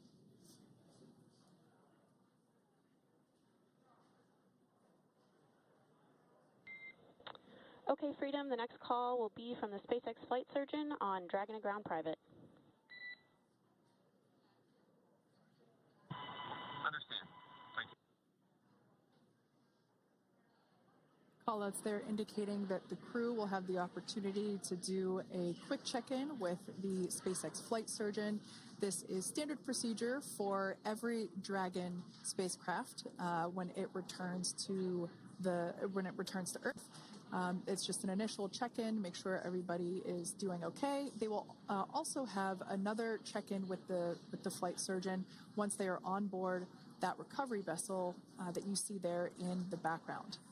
We can now see that SpaceX recovery team member they're on top of the Dragon spacecraft. They are going to be working to install plugs in the Draco thrusters to ensure that none of those, and to ensure that no more hypergolic fumes or vapors come out from the spacecraft. They'll also place harnessing around the spacecraft that are required in order to lift it out of the water. Go ahead, Sandra. Continuing to get some views of the recovery personnel, both the main recovery vessel Megan, as well as some of those fast boats that we've discussed previously. It looks like just a beautiful day there out off the coast of Tallahassee, Florida. Weather was pristine. We were able to get undocked from the International Space Station as expected at 10:05 p.m. Pacific time yesterday evening, and Crew Dragon has since completed steps ahead of its splashdown at 2:57 p.m. Pacific, and we're now stepping through procedures to get Dragon hoisted up onto the Megan recovery vessel and get the crew extracted out of the spacecraft. And you did see some of the parachutes that were near the spacecraft. Upon detection of landing, Dragon automatically releases those main parachutes to prevent wind from pulling the spacecraft. Dragon then automatically safes any pyrotechnics that may still be present on the vehicle and may automatically perform additional minor system reconfigurations. The astronauts will remain seated and in their suits at this point, but the onboard air conditioning keeps things temperature controlled inside the spacecraft so the crew remains comfortable, and the communication systems... Freedom, SpaceX, ComCheck. SpaceX, this is Freedom. Yeah, loud and clear. Copy that, Freedom. Have you loud and clear as well, and Dragon to ground is no longer private. Understand, thank you. As we saw there on the screen, we have a couple of fast boats in the recovery fleet that have quickly moved into the splashdown location. They are being followed by one of the main recovery vessels, which will move into position upwind of the spacecraft. The two fast boats have very specific roles. Excuse me. The first approach is focused on immediate safety inspection, as we saw. They do this for spacecraft integrity and checking for any presence of those hypergolic propellant vapors. And this ensures that it is safe for the recovery vessel to approach Dragon. Once Dragon is cleared for full approach, as we heard is the case today, the team begins rigging the spacecraft for water recovery by the recovery ship. The second fast boat is responsible for parachute recovery and also serves as a redundant boat to the first one that makes the initial approach to the Dragon spacecraft. As we saw a little bit earlier, we were also able to see one of the recovery team members get on a jet ski to help gather up the parachutes that were automatically detached from the Dragon spacecraft upon splashdown. And it will take a little over 10 minutes for the recovery crew to complete their safety checks. Once complete, the team will begin preparing Dragon to be lifted, and as you see, they are preparing for that to take place at this point. As part of the preparation for this lift, one member of the recovery team has climbed on top of the spacecraft already so they can attach Dragon's hoist rings and connect to the lifting lines. It will take us less than an hour to raise Dragon to the recovery boat and remove the crew from the spacecraft. After medical checkouts, the crew will return to land within 4 hours by helicopter. And if no additional medical assistance is needed, the crew will board a waiting NASA plane and depart for Houston.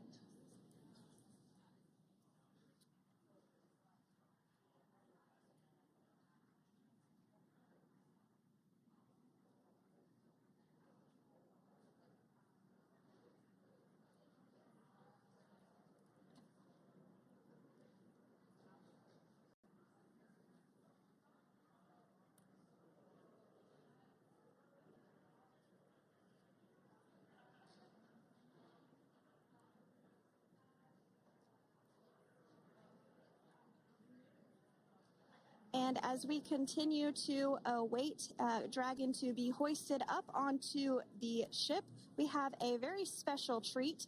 NASA Public Affairs Officer Jaden Jennings, who is actually on the recovery vessel and had a bird's eye view of the splashdown today. Jaden, how are you? How was the view from the recovery vessel? Hi, Sandra. How do you hear me? I've got you loud and clear, Jaden. It's so great to hear you. Awesome. So Splashdown, Sandra, was nothing Freedom, short of be advised. spectacular. We are transitioning the forward link. Comm will be unavailable for approximately 5 minutes. Freedom comes. Thanks so much, Jaden. We did just have some communications letting us know that we'll have about a 5-minute period where we won't be able to hear from the crew. So please go ahead, tell us, how was the view from the recovery vessel?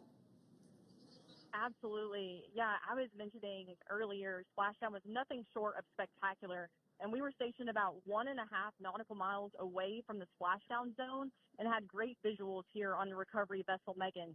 We actually saw a little of the smoke trail as the spacecraft was coming in, and then moments later we spotted those drogue chutes, and this was quickly followed by 4 healthy white and orange main parachutes. We then tracked Dragon all the way down as it slowly propelled into the ocean. And I think I speak for all of us on the ship when I say a new core memory was made today, and we are looking forward to having Crew 9 on board with us a little later. Jaden, that is amazing. Now, obviously, we are watching it here on camera, and the landing conditions look pretty good, but how was it from your perspective? What is the sea state out there? Absolutely. Absolutely. So we've had optimal conditions for splashdown, and today it is sunny and 63 degrees outside right now with clear skies, light winds, and calm seas.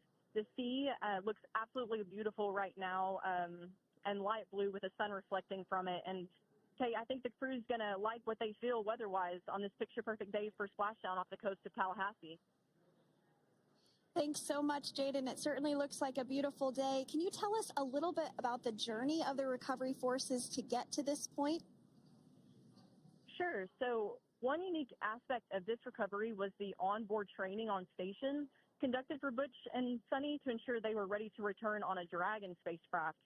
That training covered all aspects of their return, including nominal and contingency departures, deorbit burns, splashdown, and post-landing ops, which is what this team is preparing for now. As for the recovery teams themselves, we started the day taking a series of helicopters out to the vessel. And as standard, the recovery director and crew support teams were on that first helicopter out and took the time to get everything prepared on the ship. About 2 hours before splashdown, they deployed those fast boats and jet skis into the water.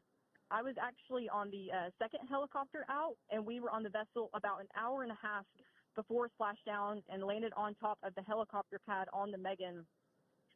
And the teams have been working diligently across their respective disciplines this week, executing what can only be described, in my point of view, as a logistical masterpiece, just ensuring every detail has been in place for Crew 9's return. That is such great news. I'm so glad that you're able there to experience it in person. Now, can you tell us a little bit about what's next to retrieve the crew for the recovery personnel on board? Yeah, Kate. So coming up next, Dragon will be hoisted into the on-deck translation system, or the nest, at the aft end of the ship, and then will be translated pretty quickly towards that egress platform. We'll perform another series of safety checks as final precautionary measures just to make sure there are no hypergolic vapors present before opening that side hatch. And then once that side hatch of the spacecraft is open, the crew will be assisted out of the capsule one by one from NASA and SpaceX. Freedom, SpaceX, ComCheck. Freedom's got you loud and clear. Thanks, Nick. We've got you loud and clear as well. We have completed our forward link transition.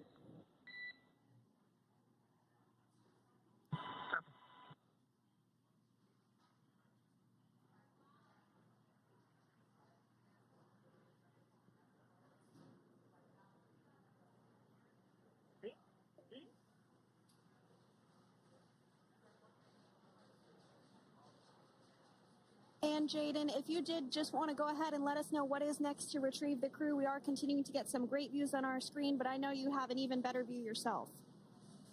Oh, yeah, Sandra, this view is absolutely unbeatable. So just to kind of finish off what I was saying is once that side hatch of the spacecraft is open, that crew will be assisted out of the capsule one by one from NASA and SpaceX medical personnel, where they will then head to the med bay.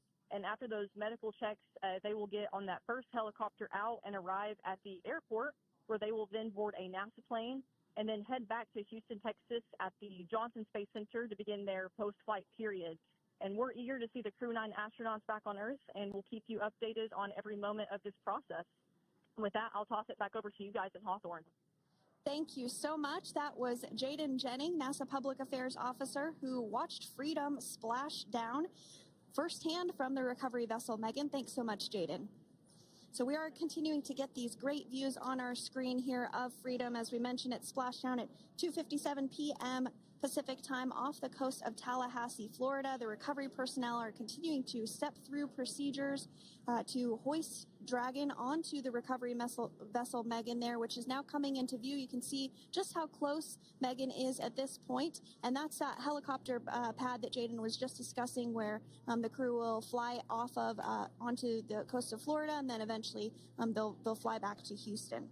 Just underneath that helicopter pad is that translation deck where we will see the nest once it is loaded up with the Dragon spacecraft on board.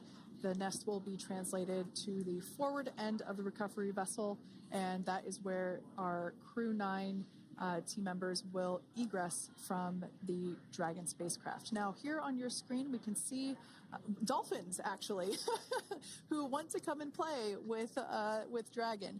Now, one of the fast boats there in place, working to assist the recovery team member. It's incredible. I just love these views. We really see them even better in daytime, but just seeing the recovery team work in tandem to step through each step to step through each operation. Obviously they're getting quick assists from the honorary part of the recovery team, those dolphins in the water there. Now, the recovery team member that is crawling around the Dragon spacecraft, earlier we saw a view where it was like a spider monkey pose. We can see that individual now standing in the bucket where the main parachutes were stored while Dragon was on orbit. Obviously, those main parachutes were utilized for Splashdown today. They were deployed and cut from the Dragon capsule, and one of the other fast boats of the recovery team working to pull those out of the water. Now, the recovery team member that is there working on top of the Dragon capsule, earlier we saw that person performing safety checks. Now we can see some harnessing being placed around the capsule. This harnessing is what will be used to lift the Dragon capsule out of the water and onto the recovery vessel. Wow, we got a cute little pod of dolphins. It wasn't just one or two.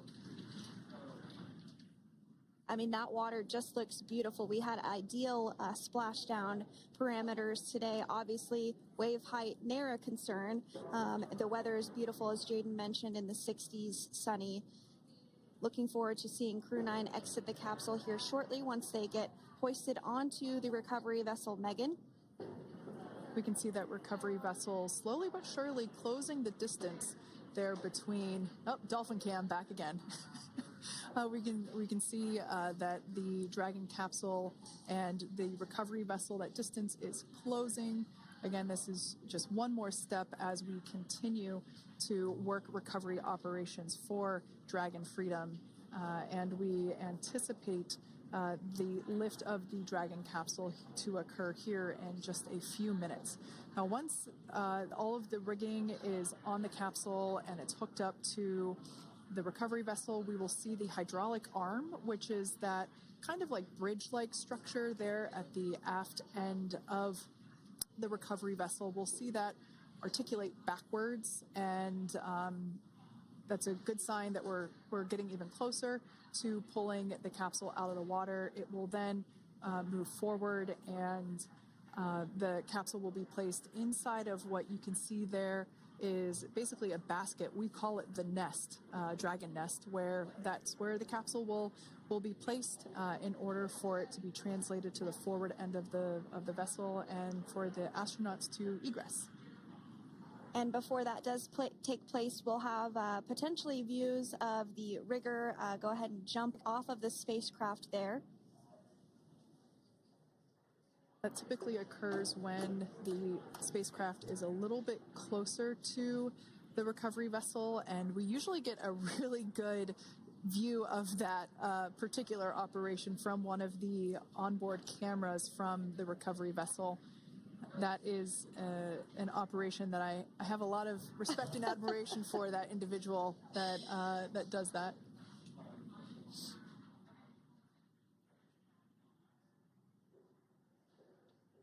So again, Dragon continuing to get closer and closer to the recovery vessel Megan.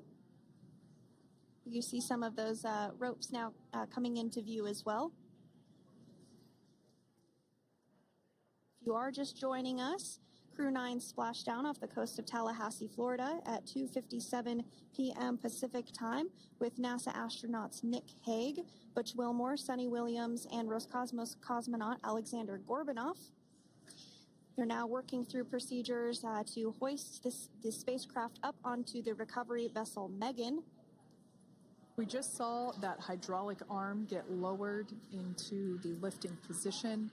That arm will be the mechanism that is utilized to lift Dragon up and out of the water and into the nest located there at the aft end of the recovery vessel. And the recovery vessel being used today is, as we mentioned multiple times, is named Megan, but that's actually after NASA astronaut Megan McArthur, who flew on Crew 2 a couple of years ago.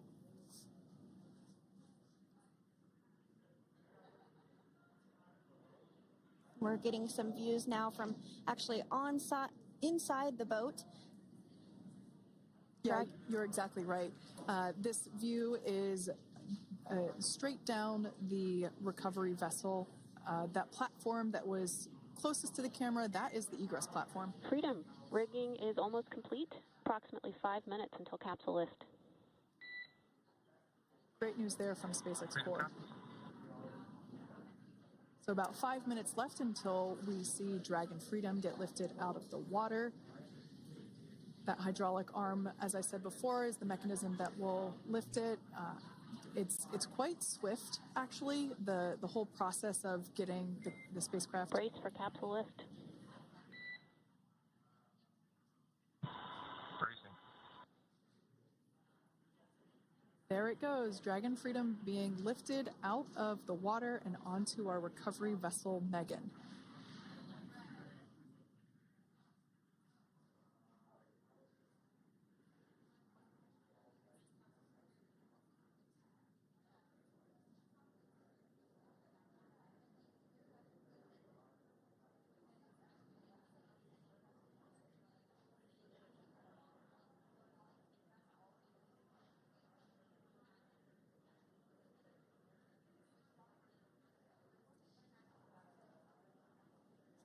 So once securely on, Welcome aboard the recovery vessel. Recovery personnel are completing final checks and stand by for translation to the egress platform. Freedom copies.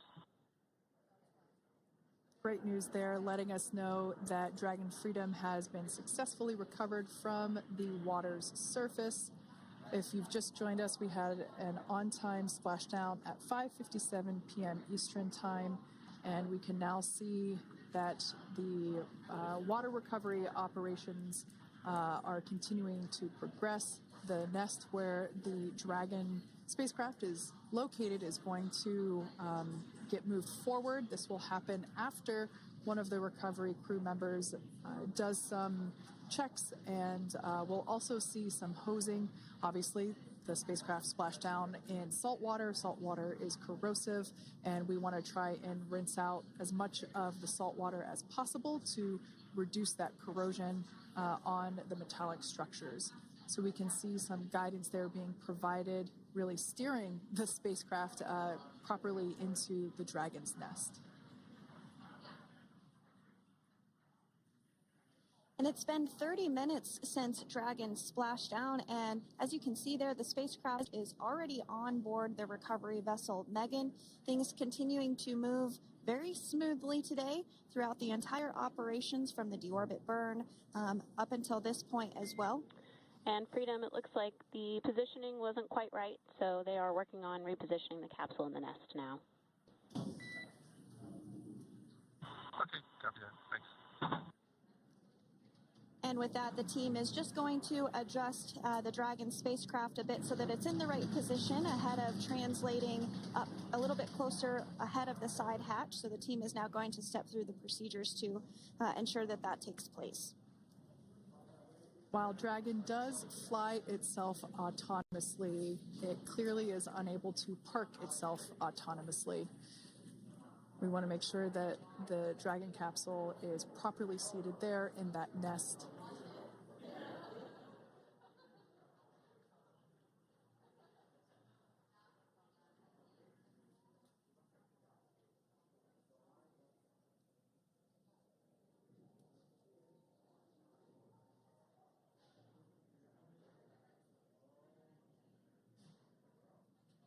Once Dragon is fully seated in the nest, we'll probably see a bunch of that salt water come out from the bucket there located underneath the side hatch.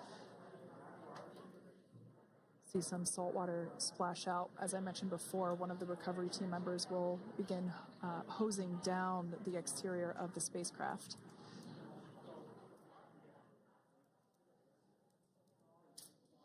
So you are continuing to get some great live views on your screen of Crew 9, which includes NASA astronauts Nick Hague, Suni Williams, Butch Wilmore, and Roscosmos cosmonaut Alexander Gorbanov, who splashed down off the coast of Tallahassee, Florida, 2:57 p.m. Pacific time this afternoon. Now working to get that spacecraft situated in the nest. Just making some final adjustments and tweaks to ensure that it's nice and secure.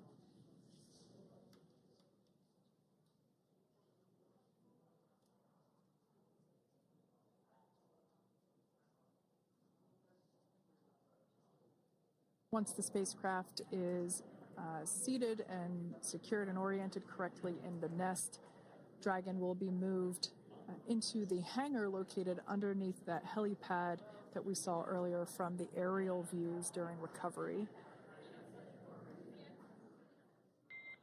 All right, Freedom, looks like you are settled into the nest now. Team is working through hypergol sweeps.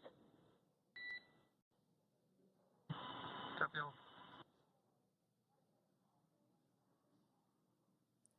Call out there telling us that the recovery team is doing the second round of those hypergolic sweeps. This helps ensure that everyone, all the recovery team members that are located basically right where this camera is located on, towards the forward end of the recovery vessel, that they will all be safe once the spacecraft is translated forward. So we're just doing some additional steps to make sure that the hypergolic propellant that is utilized for maneuvering the Dragon capsule while on orbit, making sure that none of those vapors are still present on the exterior of the capsule. That's right, and there are a variety of individuals on board the boat that help with recovery operations. Not only do we have the recovery personnel that you see here, but we also have a doctor that will check out the crew members as standard procedure.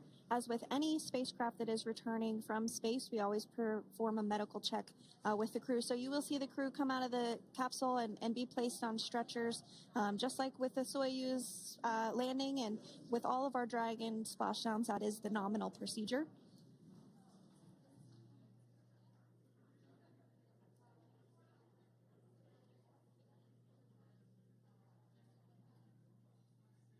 We'll stand by to see Dragon Freedom translate or scooch up a little bit closer to the camera angle that we're seeing right here.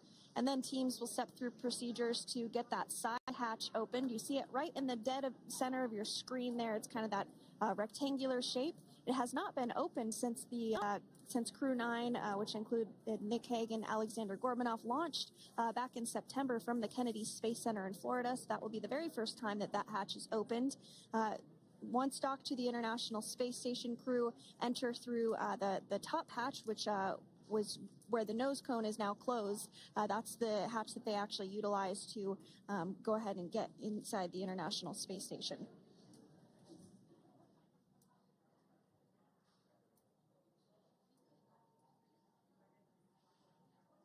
So as we get a little closer to that hatch opening procedure, you might start to see more individuals come into frame for some of that support. The ship has a maximum capacity of a little over 40 people on board, and it takes a variety of different roles, as we've discussed, to support. Also on board is the chief of the astronaut office for NASA, that's Joe Acaba.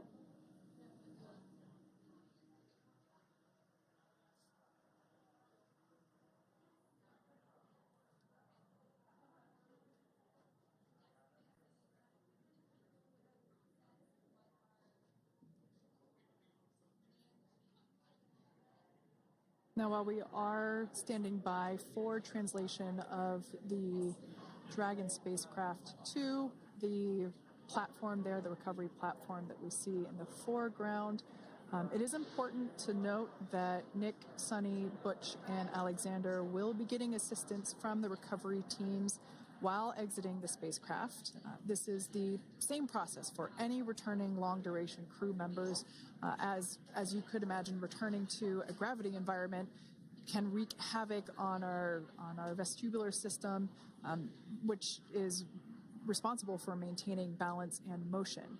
Of course, safety is our #1 priority with this operation, so we'll see the crew members helped out of the spacecraft one by one, and they will be assisted the few feet to the medical quarters aboard the boat. And on board Dragon are three veterans space flyers. That includes Nick Hague, the commander, as well as Butch, Wilmore, and Suni Williams. Alexander Gorbanov is completing his very first space flight on this mission, and he completed 171 days in space along with Nick Hague.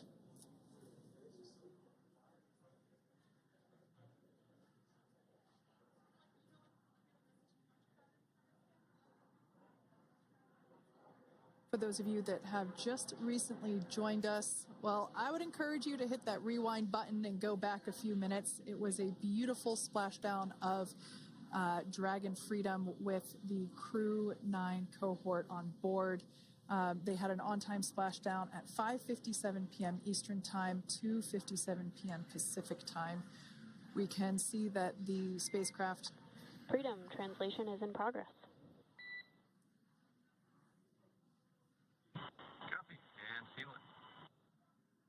We can see that spacecraft was successfully recovered from the ocean surface and is now being washed with fresh water, as obviously they splashed down in salt water. So we're trying to rinse off as much of that salt water as possible.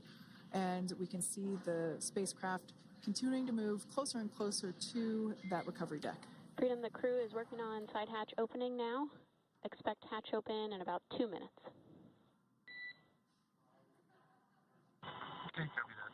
And Kira, just wanted to say that you guys, you and the team did an awesome job, both uphill and downhill. Just really, really impressed. Thank you. Thanks, Nick. It's been an honor. This is a pretty exciting moment coming up. We are working to open the side hatch. One thing that may not be obvious from, just looking at the spacecraft here is that this side hatch that we're about to open was when this spacecraft was at the launch pad. This side hatch is what is used for initial capsule ingress and final capsule egress, but all comings and goings from the spacecraft while it is on board the space station are from the forward hatch, which is located at the top of the spacecraft under that nose cone.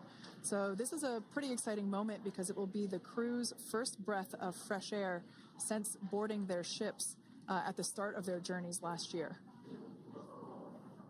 And the very first person that will have the opportunity to say hello to the crew once that hatch is open is a SpaceX medical recovery personnel representative. Then we'll see procedures take place to remove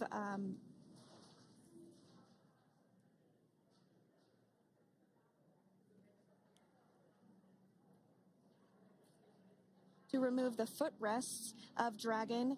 That will just help the recovery personnel get a little bit more room to access the crew and help get them out of the spacecraft.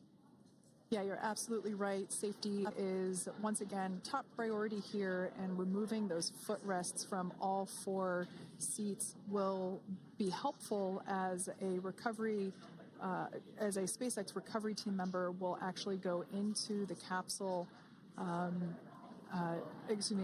into Dragon Freedom to help the crew members unbuckle and stand up, and essentially we'll also see a fun little slide be put in place to help the crew members exit the spacecraft safely. So yeah, we're going to remove all 4 of those footrests to basically give a little bit more working room inside the spacecraft. That's right, and we did hear the go for that hatch opening, so we're just a couple minutes away from being able to see that, and then we might be able to get the chance to see a couple of views inside of the Dragon and see the crew following their splashdown. Now, opening that side hatch isn't quite like opening, the door to your car. We have to depress the seal around the side hatch, as well as, we'll now see them open that side hatch up.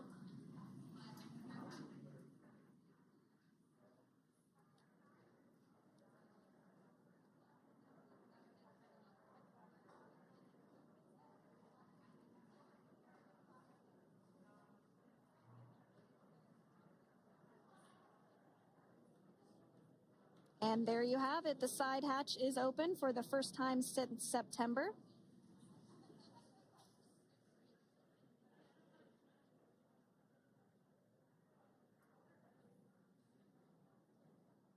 We can see some of the protective equipment there that was brought into frame that will help protect the edge of the side hatch. One, from any potential damage. Oh, we can see the recovery crew member there taking photos of the side hatch seal. This is part of the standard operation for recovery. These photos will get saved into our procedure. We'll then install that protective frame around the side hatch. This helps to ensure that the side hatch itself, the edges of it, incur no damage while crew members are coming out from the spacecraft.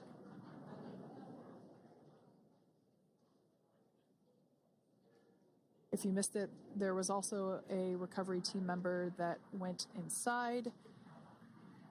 So there are now 5 people on board the Dragon spacecraft.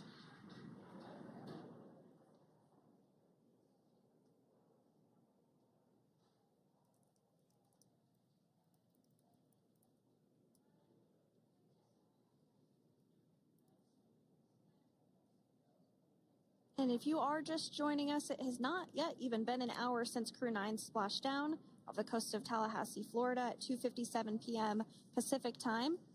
The crew is now on board the recovery vessel Megan, and the hatch is open. The next major milestone that we'll see is when the crew will actually egress or exit the spacecraft. But before that, they'll continue to, the recovery personnel rather, will continue to install that protective area around the hatch and then remove the footrests. So we're a couple minutes away from seeing the crew egress, but not too long away.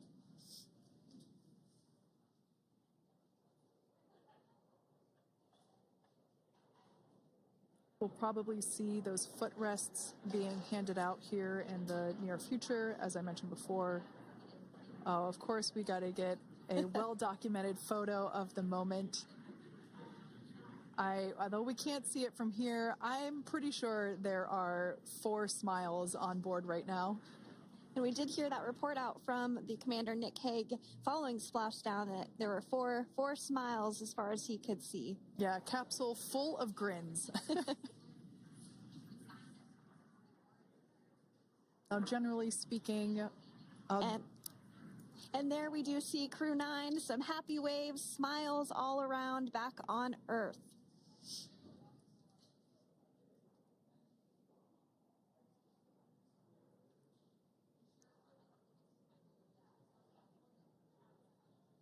Generally speaking, we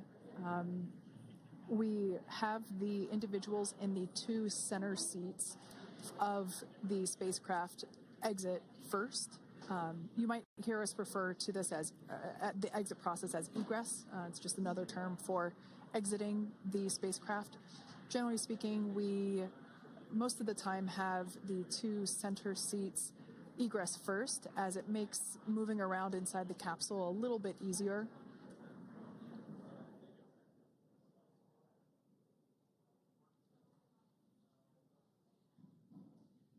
We can see the tablets that were previously located on the upper leg of the crew members. We can see those being handed out to the recovery team.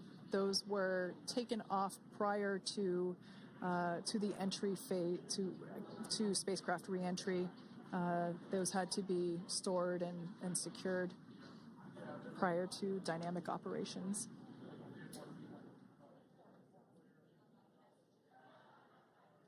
It looks like we are starting to see the footrests also be removed. I just saw one there on the screen. There are 4, of course, 1 for each crew member.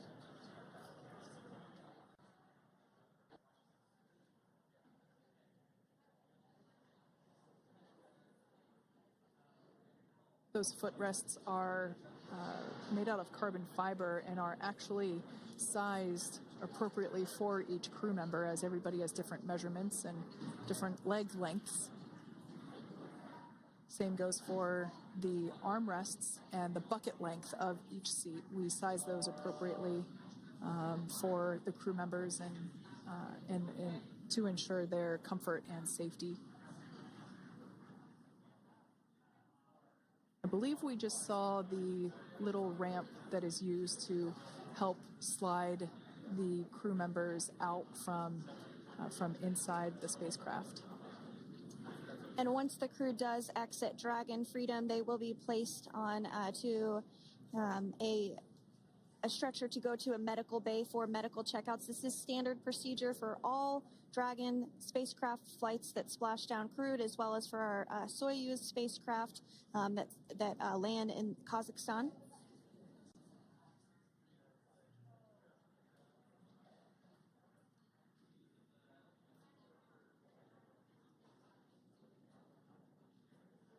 We can see the exterior of Dragon Freedom quite clearly in this shot, and it's such a beautiful sight. I personally prefer the capsule when it has some of that charring from atmospheric reentry. It is the signature sign of a capsule that has returned to Earth.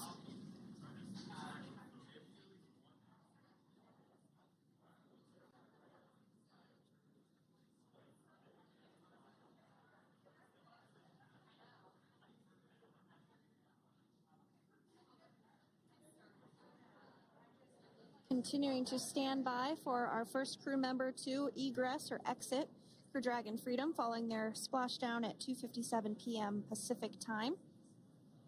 Dragon undocked from the International Space Station at 10:05 p.m. Pacific just yesterday, so it was about 17 hours of phasing.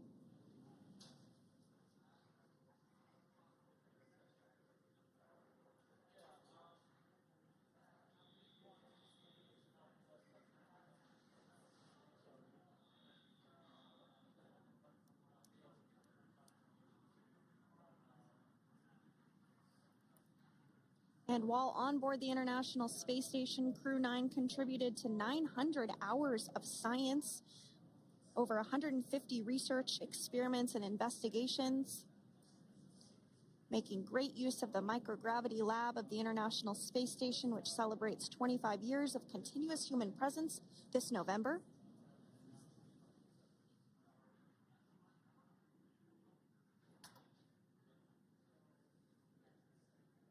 Looks like we're about to get our first crew member here upon egress of the Dragon spacecraft.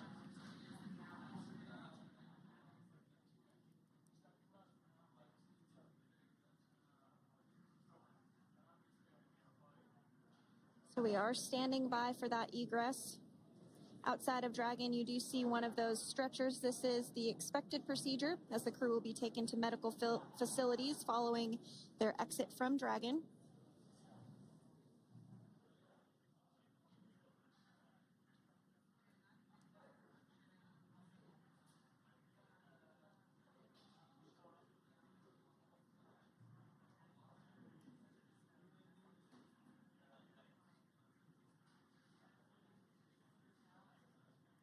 We can see folks on board clapping as our first crew member.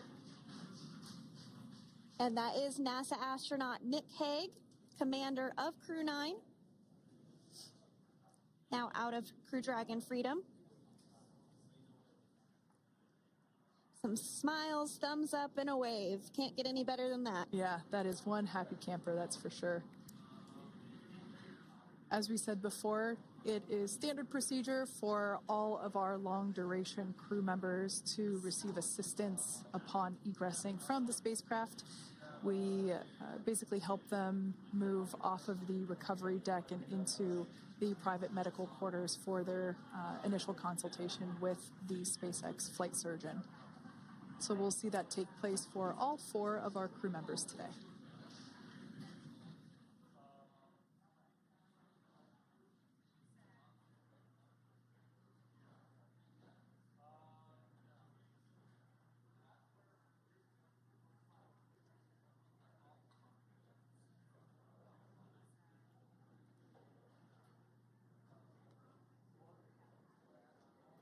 And we are standing by for the next crew member to exit Freedom.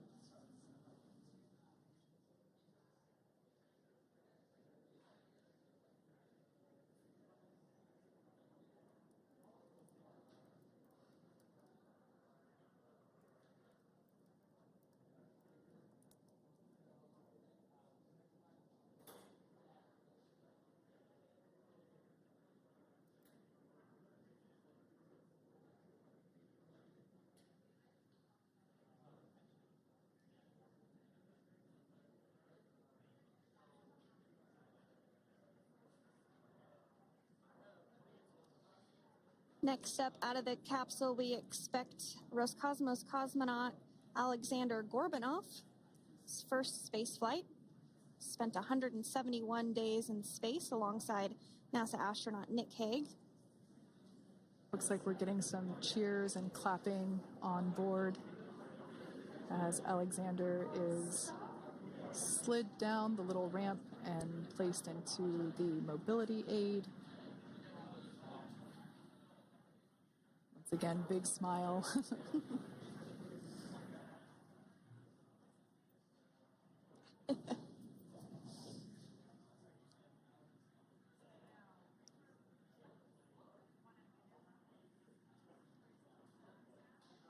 Now, the two crew members remaining in Dragon are NASA astronauts Suni Williams and Butch Wilmore.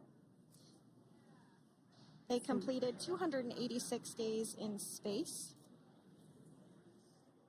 One of the remaining footrests being removed from the Dragon spacecraft.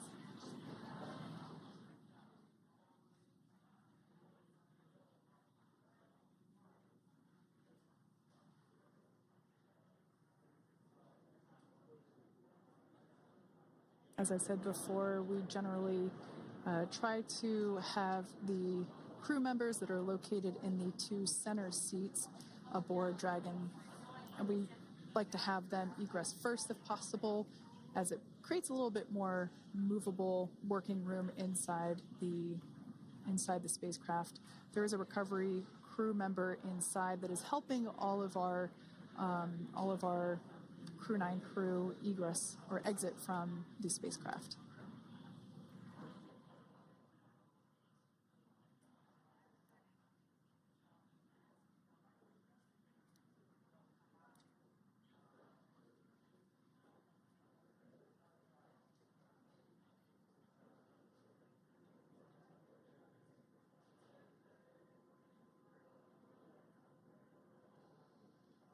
We are standing by for the next crew member to egress or exit Crew Dragon Freedom following the splashdown not even an hour ago at 2:57 p.m. Pacific time.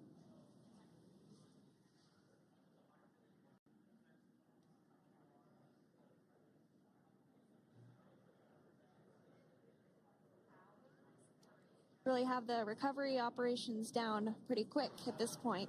Yeah, it's pretty incredible to think that, just 5 years ago when we were doing the initial demonstration missions of the Dragon for Crew Dragon, that now we're under about 30 minutes for, to retrieve the spacecraft from the water, and just several minutes here while it's been on board and to get everyone, really to get that side hatch open.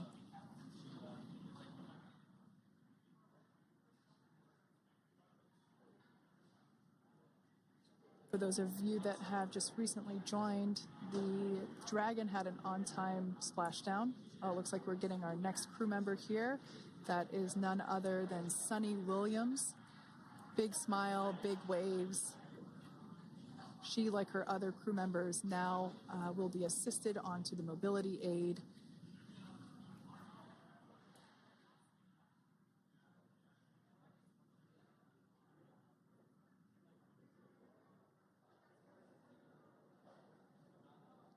There we have it, some waves, some thumbs up, and some smiles.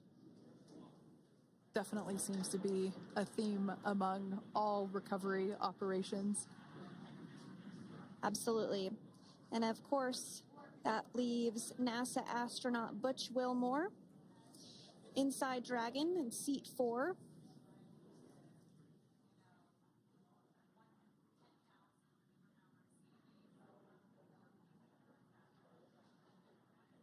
We're getting some views of him now as he egresses or exits the spacecraft.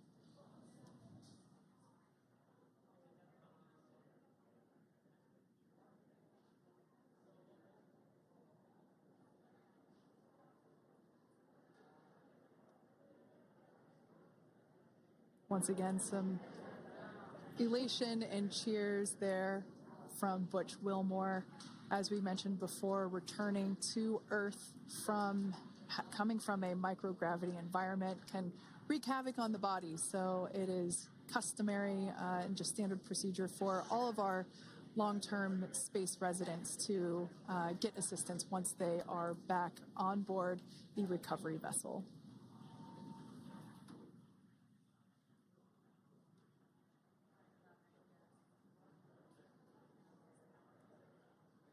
Well, now that Nick, Butch, Suni, and Alexander are safely back home on Earth and getting checked out by the NASA medical team, we're going to wrap up our live coverage of their return.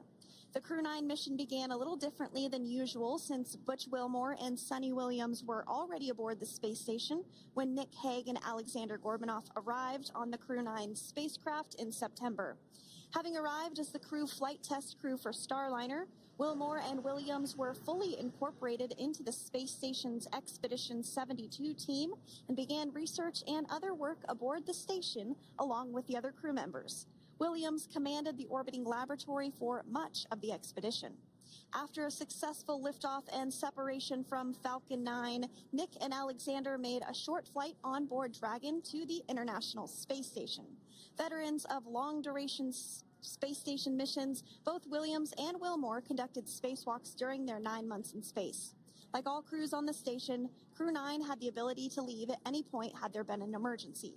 With their full-duration mission coming to an end, the crew began packing up their personal items for their return to Earth about a week ago and worked through tasks and shared lessons learned with Crew 10 teams as they arrived a few days ago.